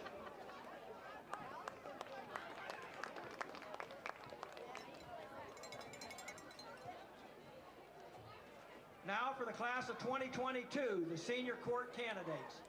Shannon Clark and Ethan Barlett. Shannon is the daughter of Michael and Wendy Clark. Her activities include singing in Dickens Choir, participating in National Honor Society, Student Council, and Connect 4. Her hobbies include crocheting, spending time with family and friends, and painting.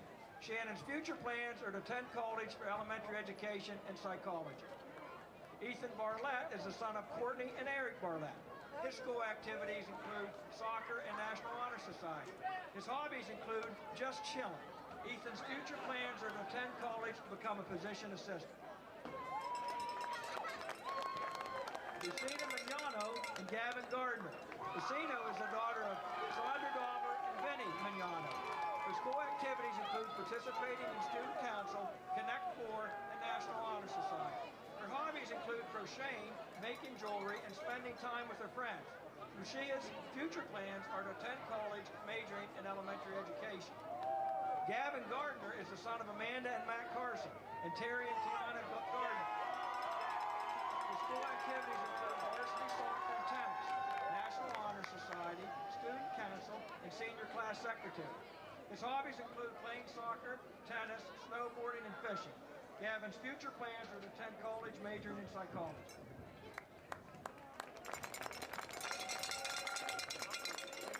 Hannah Morey and Lucas Vandergrift. Hannah is the daughter of Aaron and Tim Morey. Her school activities include varsity soccer, varsity track, and National Honor Society. Her hobbies include playing soccer, watching movies, and spending time with friends and family.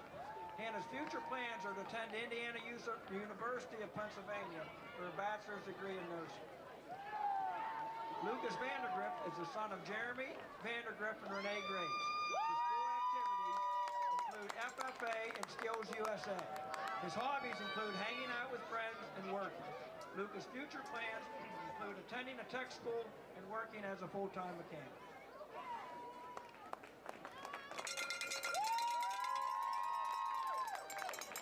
Olivia Servatius and Ryan Sweet. Olivia is the daughter of Stephanie and Matthew Servatius. Her school activities include volleyball and softball. Her hobbies include being outdoors, hiking, playing softball, and playing volleyball.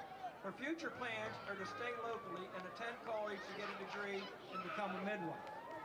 Ryan Sweet is the son of Steph and Matt Sweet. His school activities include football. His hobbies include playing golf, hunting, and fishing. Ryan's future plans are to enter the Coast Guard after graduation.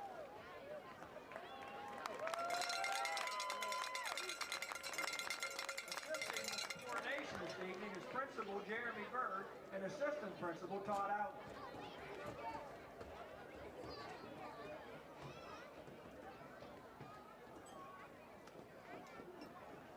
Now for our 2021 Homecoming King and Queen.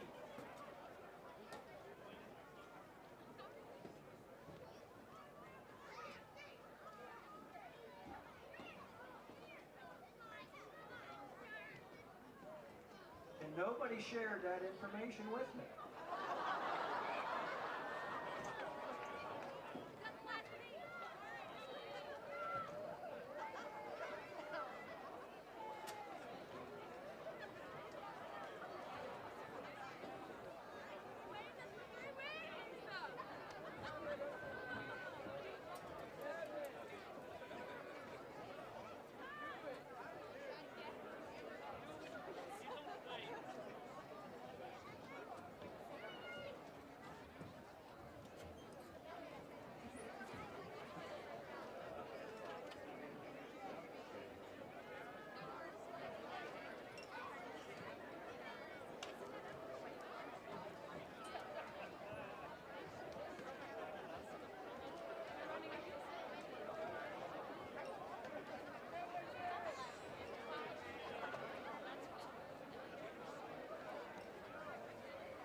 Okay, I found the extra copy.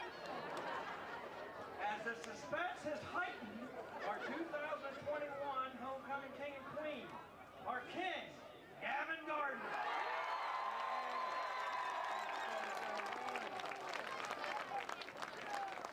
And our Queen, Olivia Servatius.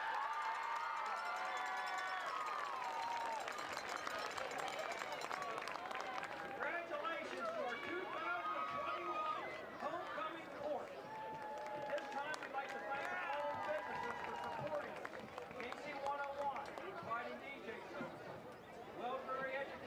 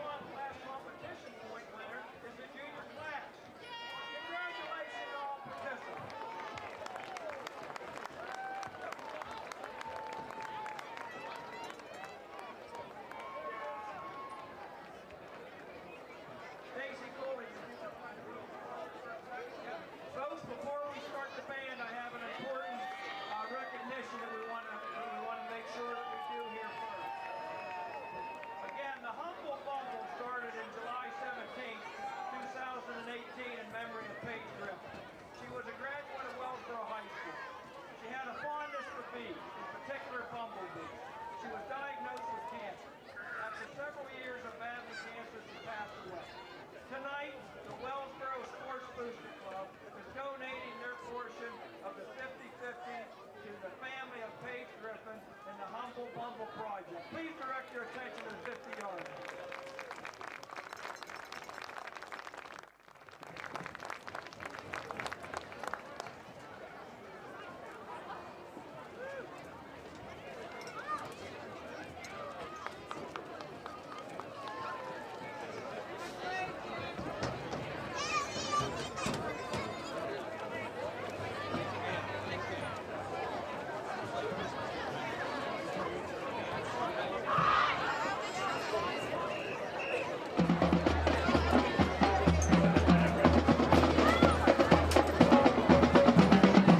Good evening, ladies and gentlemen, and welcome to the 2021 edition of the Wellsboro Hornets Marching Band.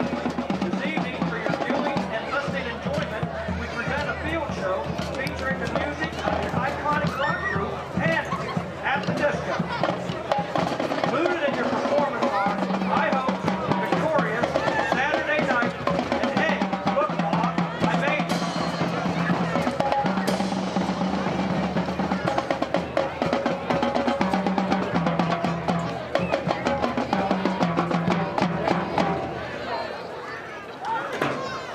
Drum major, is the band ready?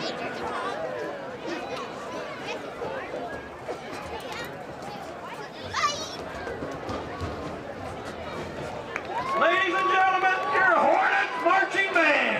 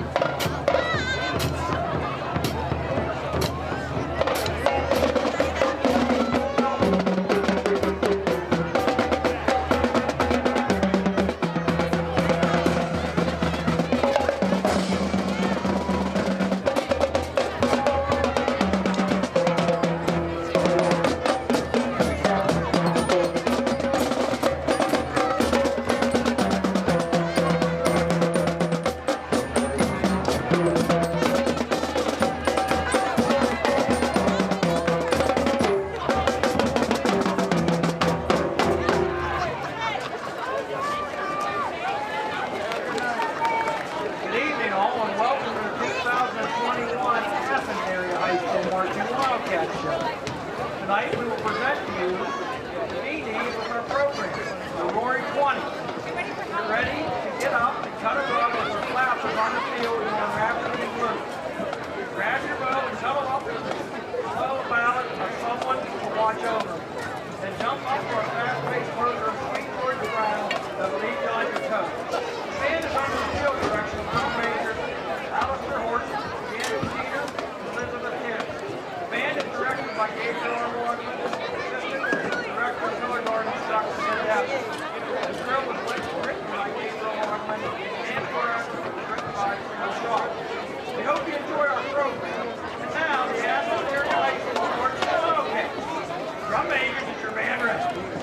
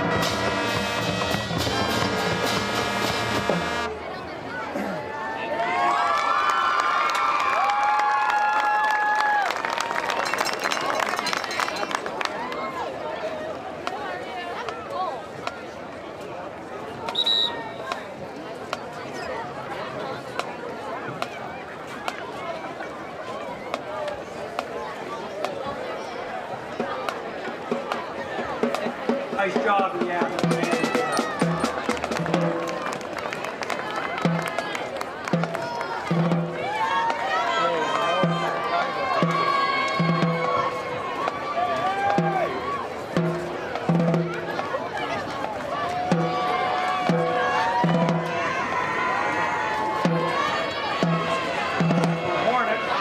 Making your way back to the field.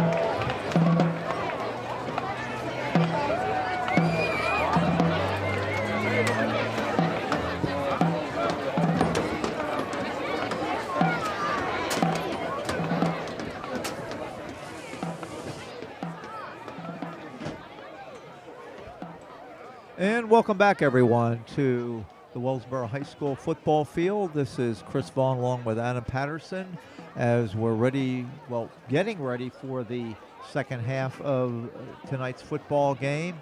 An elongated halftime, that was for sure, as both teams are now making their way back onto the field. They had the King and Queen ceremony as they kind of did a hybrid. A lot of the activities for homecoming went on despite the fact that the football game was canceled due to a COVID outbreak with the Towanda program that evening. So they had the King and Queen and the court out there, and then they had the the performance by both the Athens and the Wellsboro marching bands. And right now, Wellsboro back on the field warming up. Athens taking the field, and it's going to be an interesting second half, Adam, because that late touchdown by the Hornets has put the mercy rule into effect, and that means that it'll be a running clock even on the incomplete passes. The only time the clock will stop will be if a team would call a timeout or there's an injury situation or a change of possession. So that was somewhat significant, that last score by the Hornets to get to that point, but all in all, a storybook first half for the Wellsboro Hornets, leading 42-7. Yeah, it's kind of surprising. It's only a half, Chris. 42-7. That's normally a football game. That's not a half. But Wellsboro really putting up numbers here in this first half. And unofficially, the stats that I have Wellsboro with almost 400 yards of total offense here in this first half. Wow. And Athens has yet to crack the 100-yard mark in the first half. If you're Coach Hildebrand, I guess you just say, do the same thing in the second half that you did in the first half, guys. This, as a coach, I think this gives Coach Hildebrand a little bit of opportunity maybe to get some younger players into the game. You give your seniors, give your older players a little bit of rest. They do have another game next week with North Penn Mansfield. Next week is rivalry week all around the NTL. You have North Penn Mansfield, Wellsboro, Canton, Troy, Towanda, Wyalusing, Sayre, Athens. You know, it's a big rivalry week. So in this case for the Hornets, maybe give your players a little bit of rest so that they're rested going into that game. Yes, they've been very fortunate because we've talked about the small roster squad. They stayed healthy this season. That's one thing you had to worry about when you had 24 players suited up to start the season, that what would happen by week 7, 8, 9 and things like that. And in some regards, maybe the games they missed with the COVID that maybe has given the team a little extra rest there in the central part of the season, so that they've been able to stay healthy to get to this point where a playoff position can be had, and a home game potentially could be had as well. We said that at the outset of the game. Wellsboro right now looking up at South Williamsport, who's the 4th seed in AA. Wellsboro is the 5 seed. Wellsboro looking to get past South Williamsport to get a home game, which would be 2 weeks from tonight. As we start the second half of football, Athens will return the opening kick. That is Jared Peterson. Peterson turns the corner, will get run out on about the 31-yard line. And I know, Adam, you have a couple scores that you can work in here during the early part of the quarter. Yeah, we talked about Wyalusing and Troy. We mentioned them as teams in the league, and they're playing tonight. And Troy is leading Wyalusing 35-0 at the half. Also, South Williamsport leading Sayre, a little bit closer game, 14-6 at the half there. And that's the game that we'll keep an eye on if we can. Obviously, Sayre is in the 6th position. They'd like to leapfrog both South Williamsport and Wellsboro to get the 4th seed. Handoff on the first down. And Shane Reed gets the carry, goes forward for about 5-6 yards on that play. And it'll be second down for the Wildcats. They have the ball on the 33-yard line. Second down, about 5 yards. Wildcats going back to that ground game to start out this third quarter. Lister not under center, but in the shotgun. Hands it off, and that play bottled up again by the Wellsboro interior line. And Hayes Campbell was there on the tackle. A host of Maybe Hornets. Loss on the play, no gain. Looks like it's still. Yeah, third down and about 5, third down and 6, really. And now an early, looks like timeout for an injury for the Wellsboro. As we said, they've been able to get through most things injury-free. Not sure how serious this is, but anytime your player's down and you have a short roster, you have a level of concern. Yeah, and this is one of the things that you don't want to see when you're up 42-7. You know, to start this third quarter. 63, Wayne Shirley of the Hornets. Wayne Shirley does pop up, though, and he's coming off the field quickly under his own power, so it looks like maybe just shaken up a little bit, and he seems to be walking, as I say, totally under his own power. He's a big boy. It'd be tough to the trainer to help him off. Maybe didn't get quite stretched out enough when he came back from halftime. So the last thing you want to do when you're down 35 is to punt on a 3 and out. So we'll see what Athens can produce here on third down. Lister back to pass, rush coming. He's been under pressure. He completes his pass to Shane Reed, but Campbell is right there, and he's not going to have the yardage for the first down. Now a decision for Coach Young. Will they go for it here at this point in the game? And the way Wellsboro's moving the football, it's almost like you might as well go for it. Because Wellsboro, the way they played the first half, they'll be down this at the 35-yard line of Athens eventually.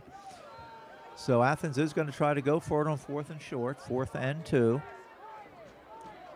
This time Lister goes right under center, not in the shotgun. Handoff to Reed, and they're not even going to come close. The Wellsboro defense stiffens, and the Hornets will take over in Athens territory, and they'll take over. I think they actually lost 3 yards on that play.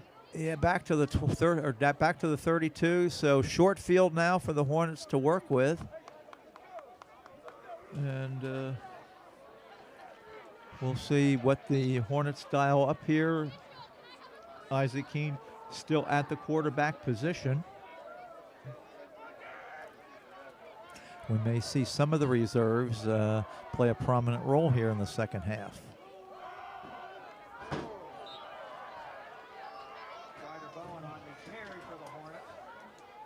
Ryder Bowen with the carry. No, we have not called Ryder's bone. We called him once on a defensive tackle. Ryder, only a freshman.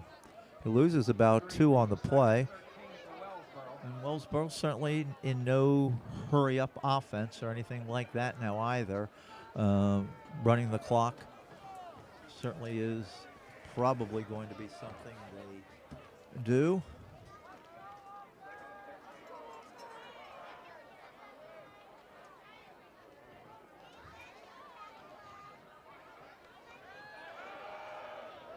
Adams has a seam to run through.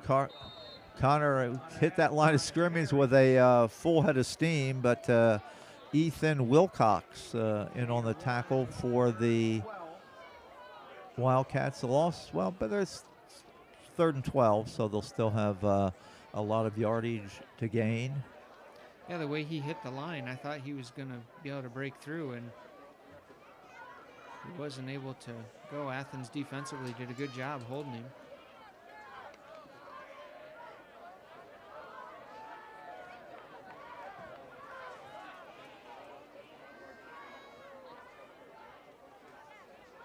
Rolling out.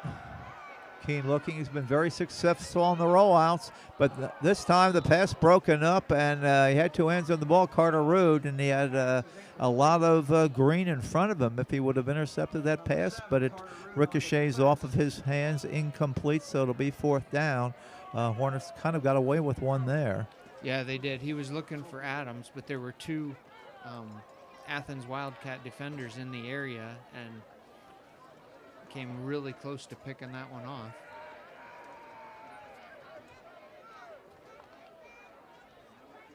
Now Wellsboro now is going to try the same thing Athens did, go for it on fourth down. And they certainly might as well at this point on the field. Keene back, pressure coming there. They do a screen pass, and it's not going to materialize in enough yardage. Bowen again on the on the carry. 56 for Athens on the tackle. Josh Nevinger. Adams made the tackle for Wellsboro, or for Athens. They have their own Adams, and the Wildcats will take over on downs.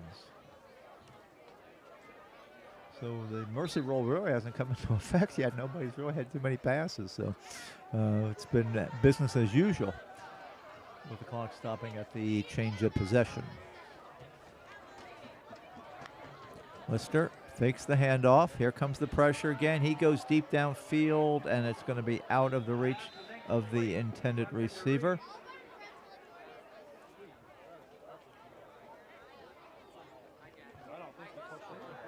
And there is a flag in the backfield, not down where and person that foul roughing the passer. So another roughing the passer against Wellsboro. That's their second roughing the passer penalty. He did not extend his hands, no.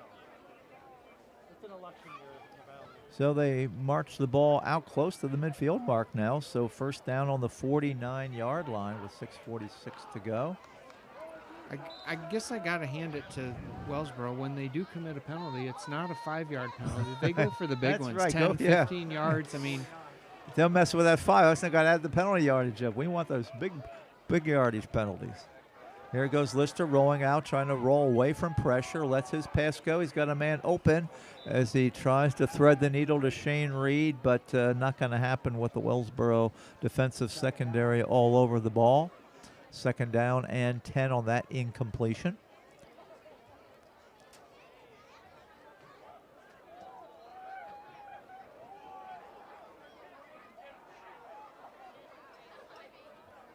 And the clock is running here as we're down to the 6-minute mark under the mercy rule guidelines. With incomplete passes, the clock will continue to run.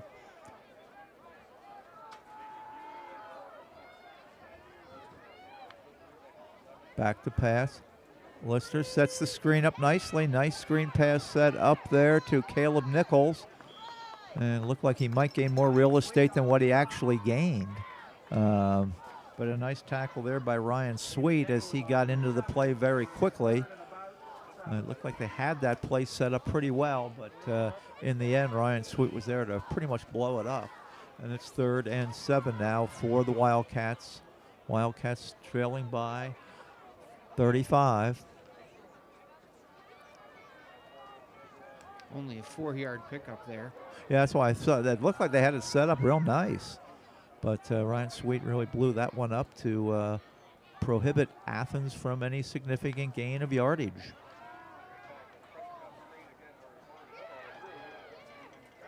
And a good tackle there by Darren Callahan as he wrestles down Carter Rude.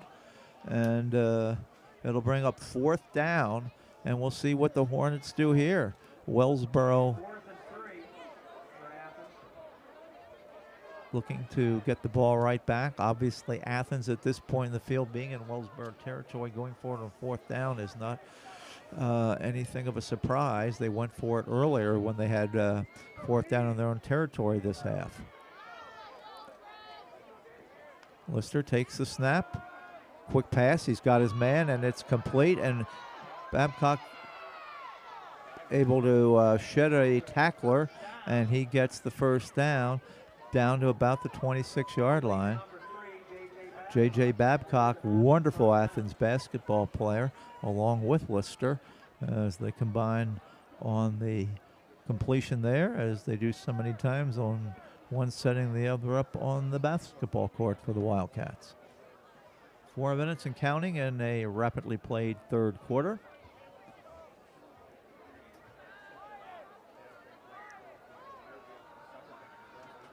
Lister in the gun. Hands it off, and and the Hornets just blow that play right up. They were in the backfield before the Reed got the handoff. Yeah, they're really getting in there and getting pressure on the quarterback. They've just been able to blow that play up continually tonight.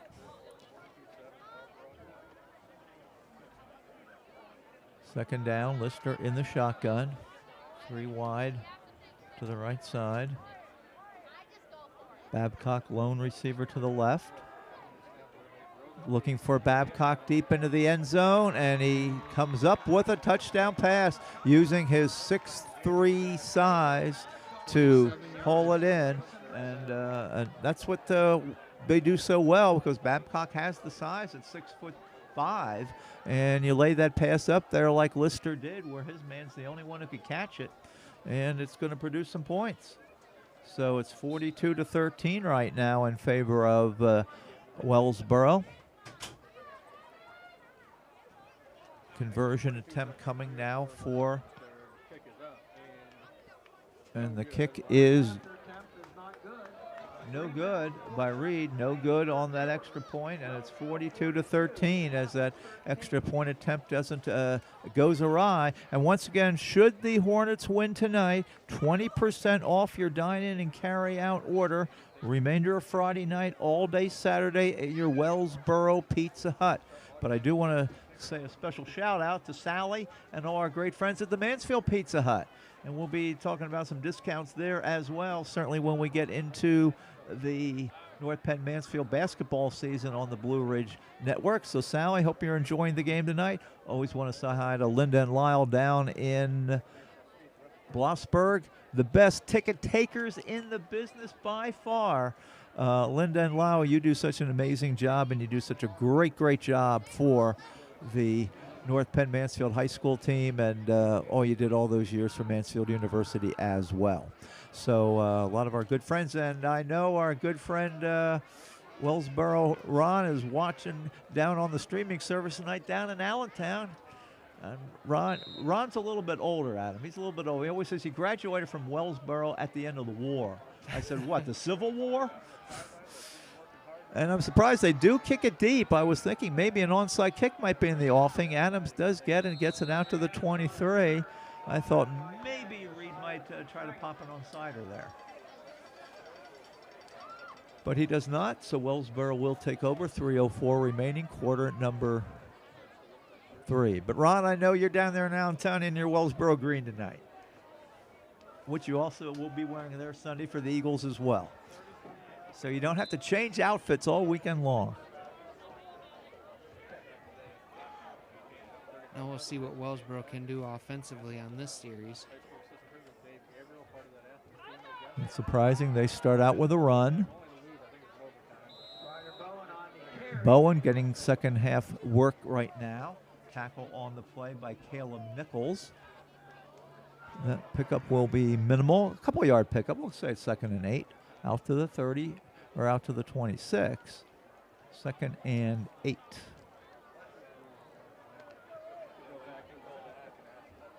Wellsboro looking to milk the clock. Not interested necessarily in scoring more points, although they won't turn it down if it happens. Goes Adams in motion. Adams Good turns the block. corner. Adams may go all the way. He puts the Jets on, and there is no way in the world an Athens defender is going to catch Connor Adams when he can turn the corner in full stride. And there have been many plays tonight. He has been in full stride, and that's his 4th touchdown tonight, I believe. Right, Adam? Yes. No, that's his fifth. That's his 5th. 5th touchdown his tonight. 5th. I can't keep up with all these Connor Adams touchdowns tonight. His 5th touchdowns, he called him passing. He's run them. Connor Adams, a busy young man tonight on the stat sheet. And here's Poirier for the conversion.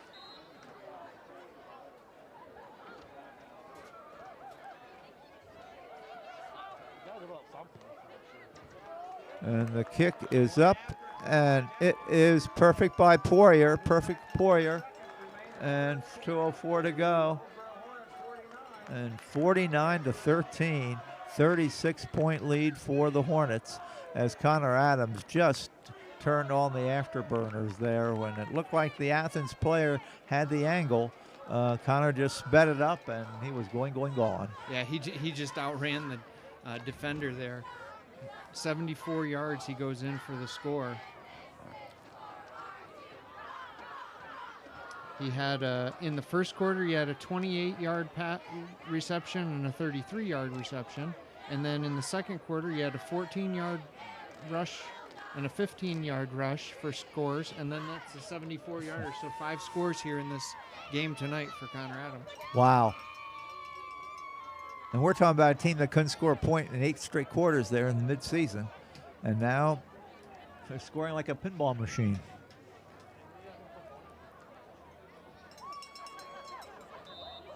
And Poirier will kick off once again. Jack has been doing a lot of that this evening.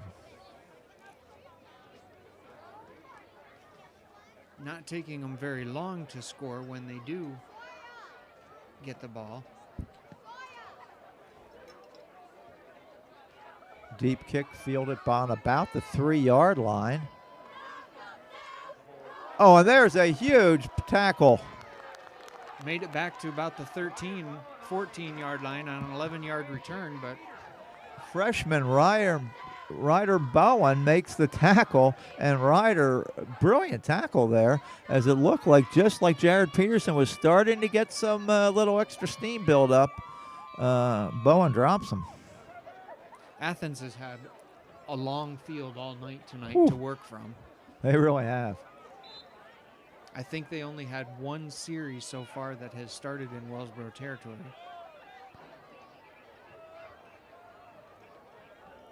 So we'll see what the Wildcats dial up, going right under center, not taking the shotgun, and they're continuing to try that run. And there's been absolutely nothing there all night long. Wayne Shirley, good to see Wayne back in the game. He bottled him up on that play to make the tackle. And again, just short yardage pickup. The running game has been almost non-existent for Athens tonight. Yeah, Wellsboro's done a good job. They've just been able to limit Athens' running opportunities. Now there's a quick pass for Lister. Connor Adams almost came up with a brilliant defensive play, but in the end, Carter Rude is able to shed off Adams there and gets the first down. 17-yard pickup on that play.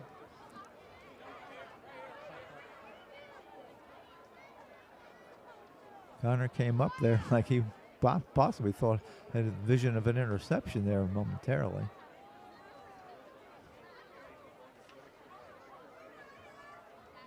And Athens has some big gentlemen on that front line, 310, 290. But so far, Wellsboro has been able to handle the blocking. But here's finally Lister had a lot of time, but he couldn't find anybody open and runs for close to a first down. Will Gastrock makes the tackle there. Another ninth grader coming in and doing the job on that play.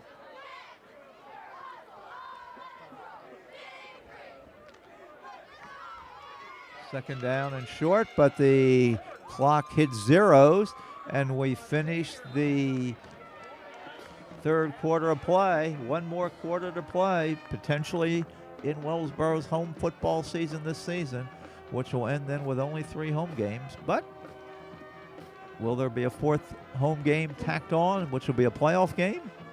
This week and next week will determine that. Wellsboro's certainly doing their part into trying to work things out to get a home game in 2 weeks. And they definitely look strong here in this game tonight. They really look tough.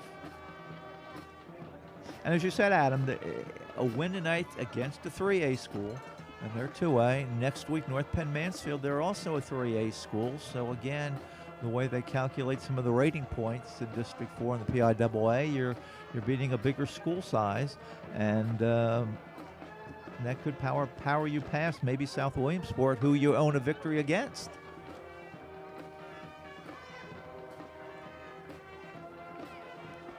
South Williamsport not cooperating tonight. They were winning their game with Sarah.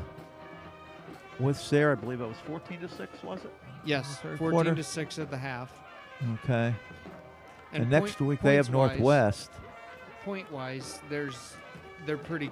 Wellsboro and South Williamsport are pretty even. Yeah. So it could come down to those valuable rating points. Fourth quarter underway. Pitch out goes. They turn it inside, and again, nothing there. The Wellsboro defense. The Hornets swarm. The swarm goes all over. There's at least six Hornets right there. No gain on the play. Shane Reed stymied once again. A frustrating game for Shane Reed.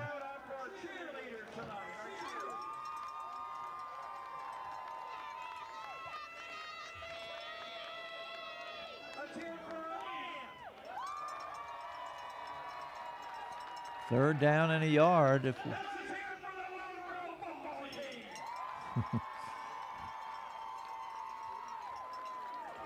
Third and 1, I got to believe that they would go for it on fourth down if the situation presents itself, but Lister Yeah, looks they've like got- keeps it, and he should have that. Yeah, they've got that.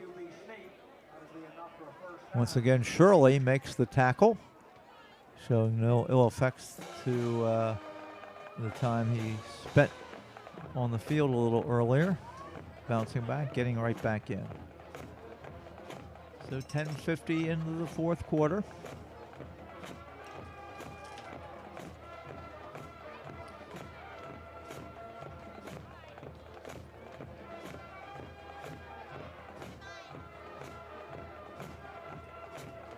And certainly not in a hurry-up offense. There's a lot of time. The play clock almost ran out on Athens there. Now Lister spins away, runs, tries to extend the football for an extra yard or so. And Campbell and Gastock run him out of bounds right on the 50-yard line. Yeah, gain of 6 there. But the clock continues to run under the mercy rule guidelines. Clock's still running even though he went out of bounds. The ball on the 50. Second down and about, well, it says 5 on the board. Looks more like about 4 yards. He's got to get to the 46, and he's really on the 50. So a short 5 or a long 4, whatever you prefer. Lister waits for the snap, gets it, low snap. Back to pass, rush coming again. Lister spins away, throws his pass, a nice running catch there. That was a nice catch. Reed came down with a really nice catch there. Possibly his best play of the game because he's been bottled up a lot tonight by the Wellsboro defense. 19-yard pickup there for the Wildcats. But again, the clock keeps running. Wyatt Gastrock now into the game as well. Will already was on the field. Wyatt back in the game. Lister, short pass completed. Boy, trying to time it there nicely. And that was Spencer Wetzel, who's grabbed himself a touchdown pass earlier today, but he's right there on the defensive play there. Good timing there. And it's going to be second down and 6 for the Athens offense.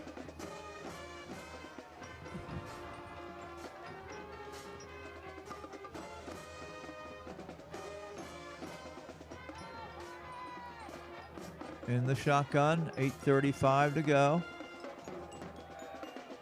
Lister rolling, still rolling, throws it deep. He's got an open man there, but Reed just can't quite catch up to the ball there. In the vicinity for Wellsboro was Callahan.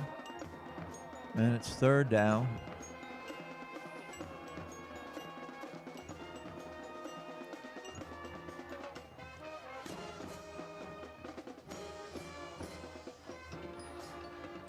Third and 6, 8:05 to play.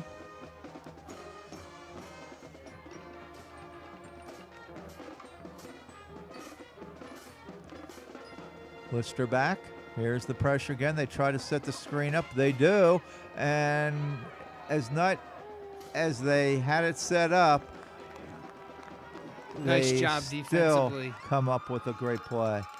Wayne Shirley, Gastrock, Darren Callahan, all there to blow that play up. Again, it looked like when we're running at the first wave of the defenders had kind of moved in to get towards Lister, and he just set the nice screen up. But the second wave of Wellsboro defenders kept that from being successful. The first defender was able to turn him back inside, and that's where all the rest of them were waiting for him. Here we go on fourth down. Lister's going to throw a home run ball, looking for Babcock into the end zone, but great defensive play by Spencer Wetzel. Wetzel was right there, spotting a lot of size to Babcock, but that pass wasn't quite as high, where Babcock was the only one who possibly could have gotten it. Yeah, Wetzel was able to keep him on his back behind him, and was able to get in front of the ball.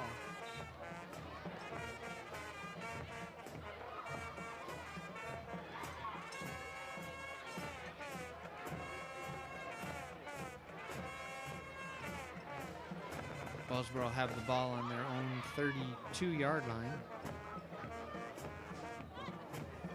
And it looks like we have a quarterback change. It looks like Will Gastrock will be taking the snaps from center. And a little confusion there, so Wellsboro jumps in and calls a timeout. The play clock had just about run out. Well, you talked about, Adam, getting some of the younger players in to get some valuable experience, and when you're up by the 36-point margin, Wellsboro is in the waning moments of the fourth quarter. Why not do that? Yeah, you're down about 6.5 minutes left to go in the game. Good opportunity. You don't want to risk. Yeah, that would be a starters getting hurt. That would be horrible. Horrible anytime, but when you're up by 36 in the fourth quarter, really bad.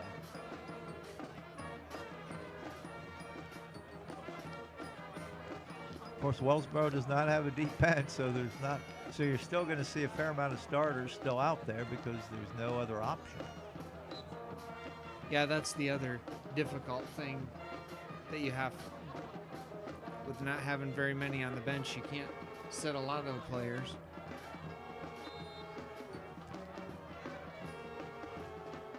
See if Gastrock snap almost got away to him, but a good healthy run as they get the ball out to Bowen. And they made something out of nothing there as the snap almost was lost, but they didn't lose it. Wellsboro kept it, and they wind up picking up positive yardage as the next snap should come with less than half of the fourth quarter remaining. I think that's one of those ones that you breathe a sigh of relief on. Yes. Could have been bad. Yeah. Had the makings of not turning out too well. Gastrock again to Bowen. Bowen crosses the 45-yard line, sheds one tackler, sheds another one, and crosses the 50. Man, what a tough runner there. They're going to need a lot of that next season. You might be seeing a lot of Ryder Bowen doing just that next season. 15-yard pickup there. As Bowen bounced off several Athens defenders. I know Athens has some new numbers out there on the field as well, and why not at this point too? They got a big game with Sayre coming up next week in their rivalry week game. Gastrock keeps the ball, gets down to the 42-yard line as they had a gentleman a good handle on his jersey there to help bring him down there. That was Chris Mitchell. About 20 years or so with those tearaway jerseys, Gastrock would still be going. He wouldn't have a top of his jersey left, but he wouldn't have been brought down. On the 43, second down and about 4 yards.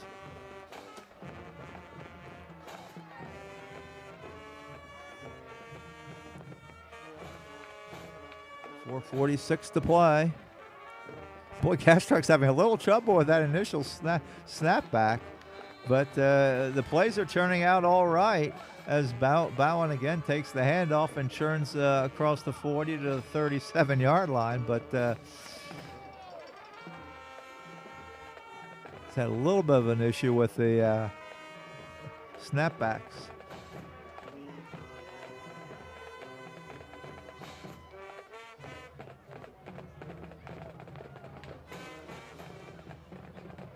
Maybe that's why they have him in there, trying to get used to taking some snaps. Because A little high snap again, but this time little confusion on the play, and Ballin will be smothered on the play. Leading the charge for Athens is Chris Bathgate and Brandon Jennings there as well. And it'll bring up a second down and long. 3:40 to play in the football game. Wellsboro will surge across the 500 mark at 4-3.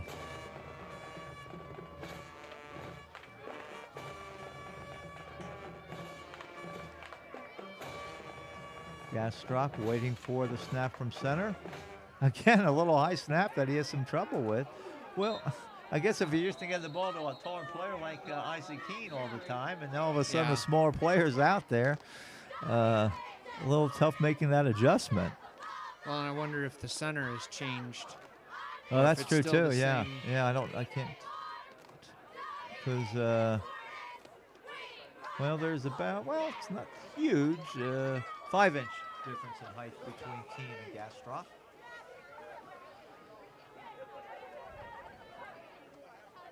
So the ball on the 42-yard line. 3rd down and 14 yards.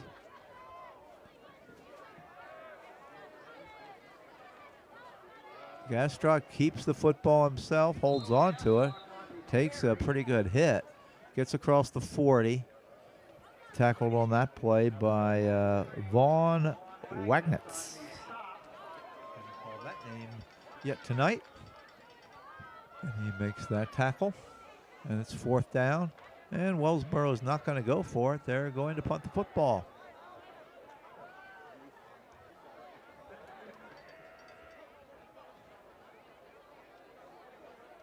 And several of the starters back in there for this kick. Connor Adams back on the field. You can tell by the yellow or the pink sleeves that he's wearing.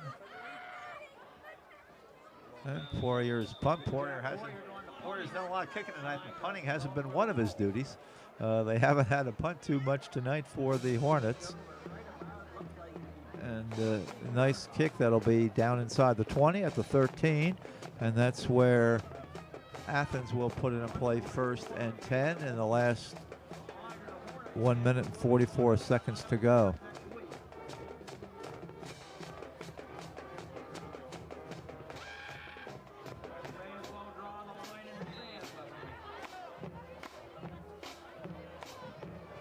Mr. Adams announcing from the box here that next week, reminding fans that next week is the Morton Jones Trophy game over in Island Park.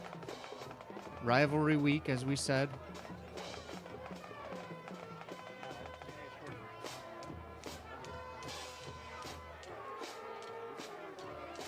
That's always a big game between Wellsboro and North Penn Mansfield. And a new quarterback in now for it's Gage Stahl. Gage Stahl in there. He's a sophomore. So he'll be in there for, and it's nice to see the rivalry games back as the last game of the season. Everybody last year made them the first game of the season because you truly didn't know if that would be the last game of the season. You had senior night, homecoming, all wrapped into the opening game of the year last year. And that wasn't just Wellsboro, that was everybody in the league playing your rivalry game to start the year as opposed to the end of the season. So it's good to see those games for everybody back as the last game of the regular season, carrying a lot of importance in playoff seeding. And it's also important for North Penn Mansfield, too. They will be in the playoffs. Almost impossible for them to move up into one of the top 4 spots, though. They'd have to pass Loyalsock and Athens to get there. So 37 seconds to go. We may have time for one more play. And if this is our last game of the season, we do want to thank you for your patronage of watching and supporting Wellsboro High School football. And we thank everyone with Blue Ridge Communications from Tom Freeman on down for all of their assistance this season. And we'll be with you, as I say, with basketball for Wellsboro and North Penn Mansfield, both boys and girls of both teams, as the handoff is there for the last play of the game. The final seconds will run off, and Wellsboro will come out of here with a 36-point victory tonight, putting 49 points up to a team that had not given up more than 12 in any one game, except for Canton. And Wellsboro outblitzed what Canton scored on Athens as well. The most points that Athens has given up this season. Just a sensational offensive and defensive effort by your Hornets this evening, Adam. Well, and as a coach, Coach Hildebrand's got to be pretty happy about this. When you start thinking ahead the next couple of weeks going into the playoffs, you want to be playing your best football when you go into those postseason games. And tonight they played a very, very good football game, the best I've seen them play this year, and just a great outing. They still do need to cut down on the penalties, but yes, offensively and defensively they did a good job against this Athens Wildcat team. Outstanding performance tonight, as you said.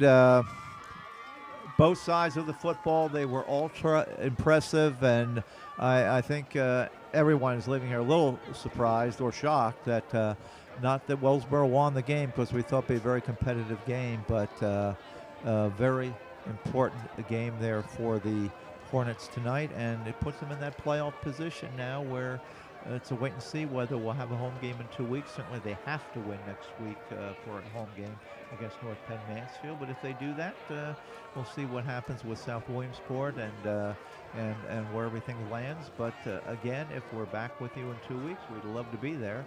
But if not, again, we thank everyone for allowing us to be a part of your sports viewing pleasure on this Friday evening. For Adam Patterson, this is Chris Vaughn. We do thank you for your patronage of Wellsboro Athletics, and don't forget your 20% off. It's been a while since we've had it, but 20% off tomorrow at Pizza Hut or later tonight. Just say Wellsboro wins and the discount is yours. Have a great sports weekend, everyone. Good night.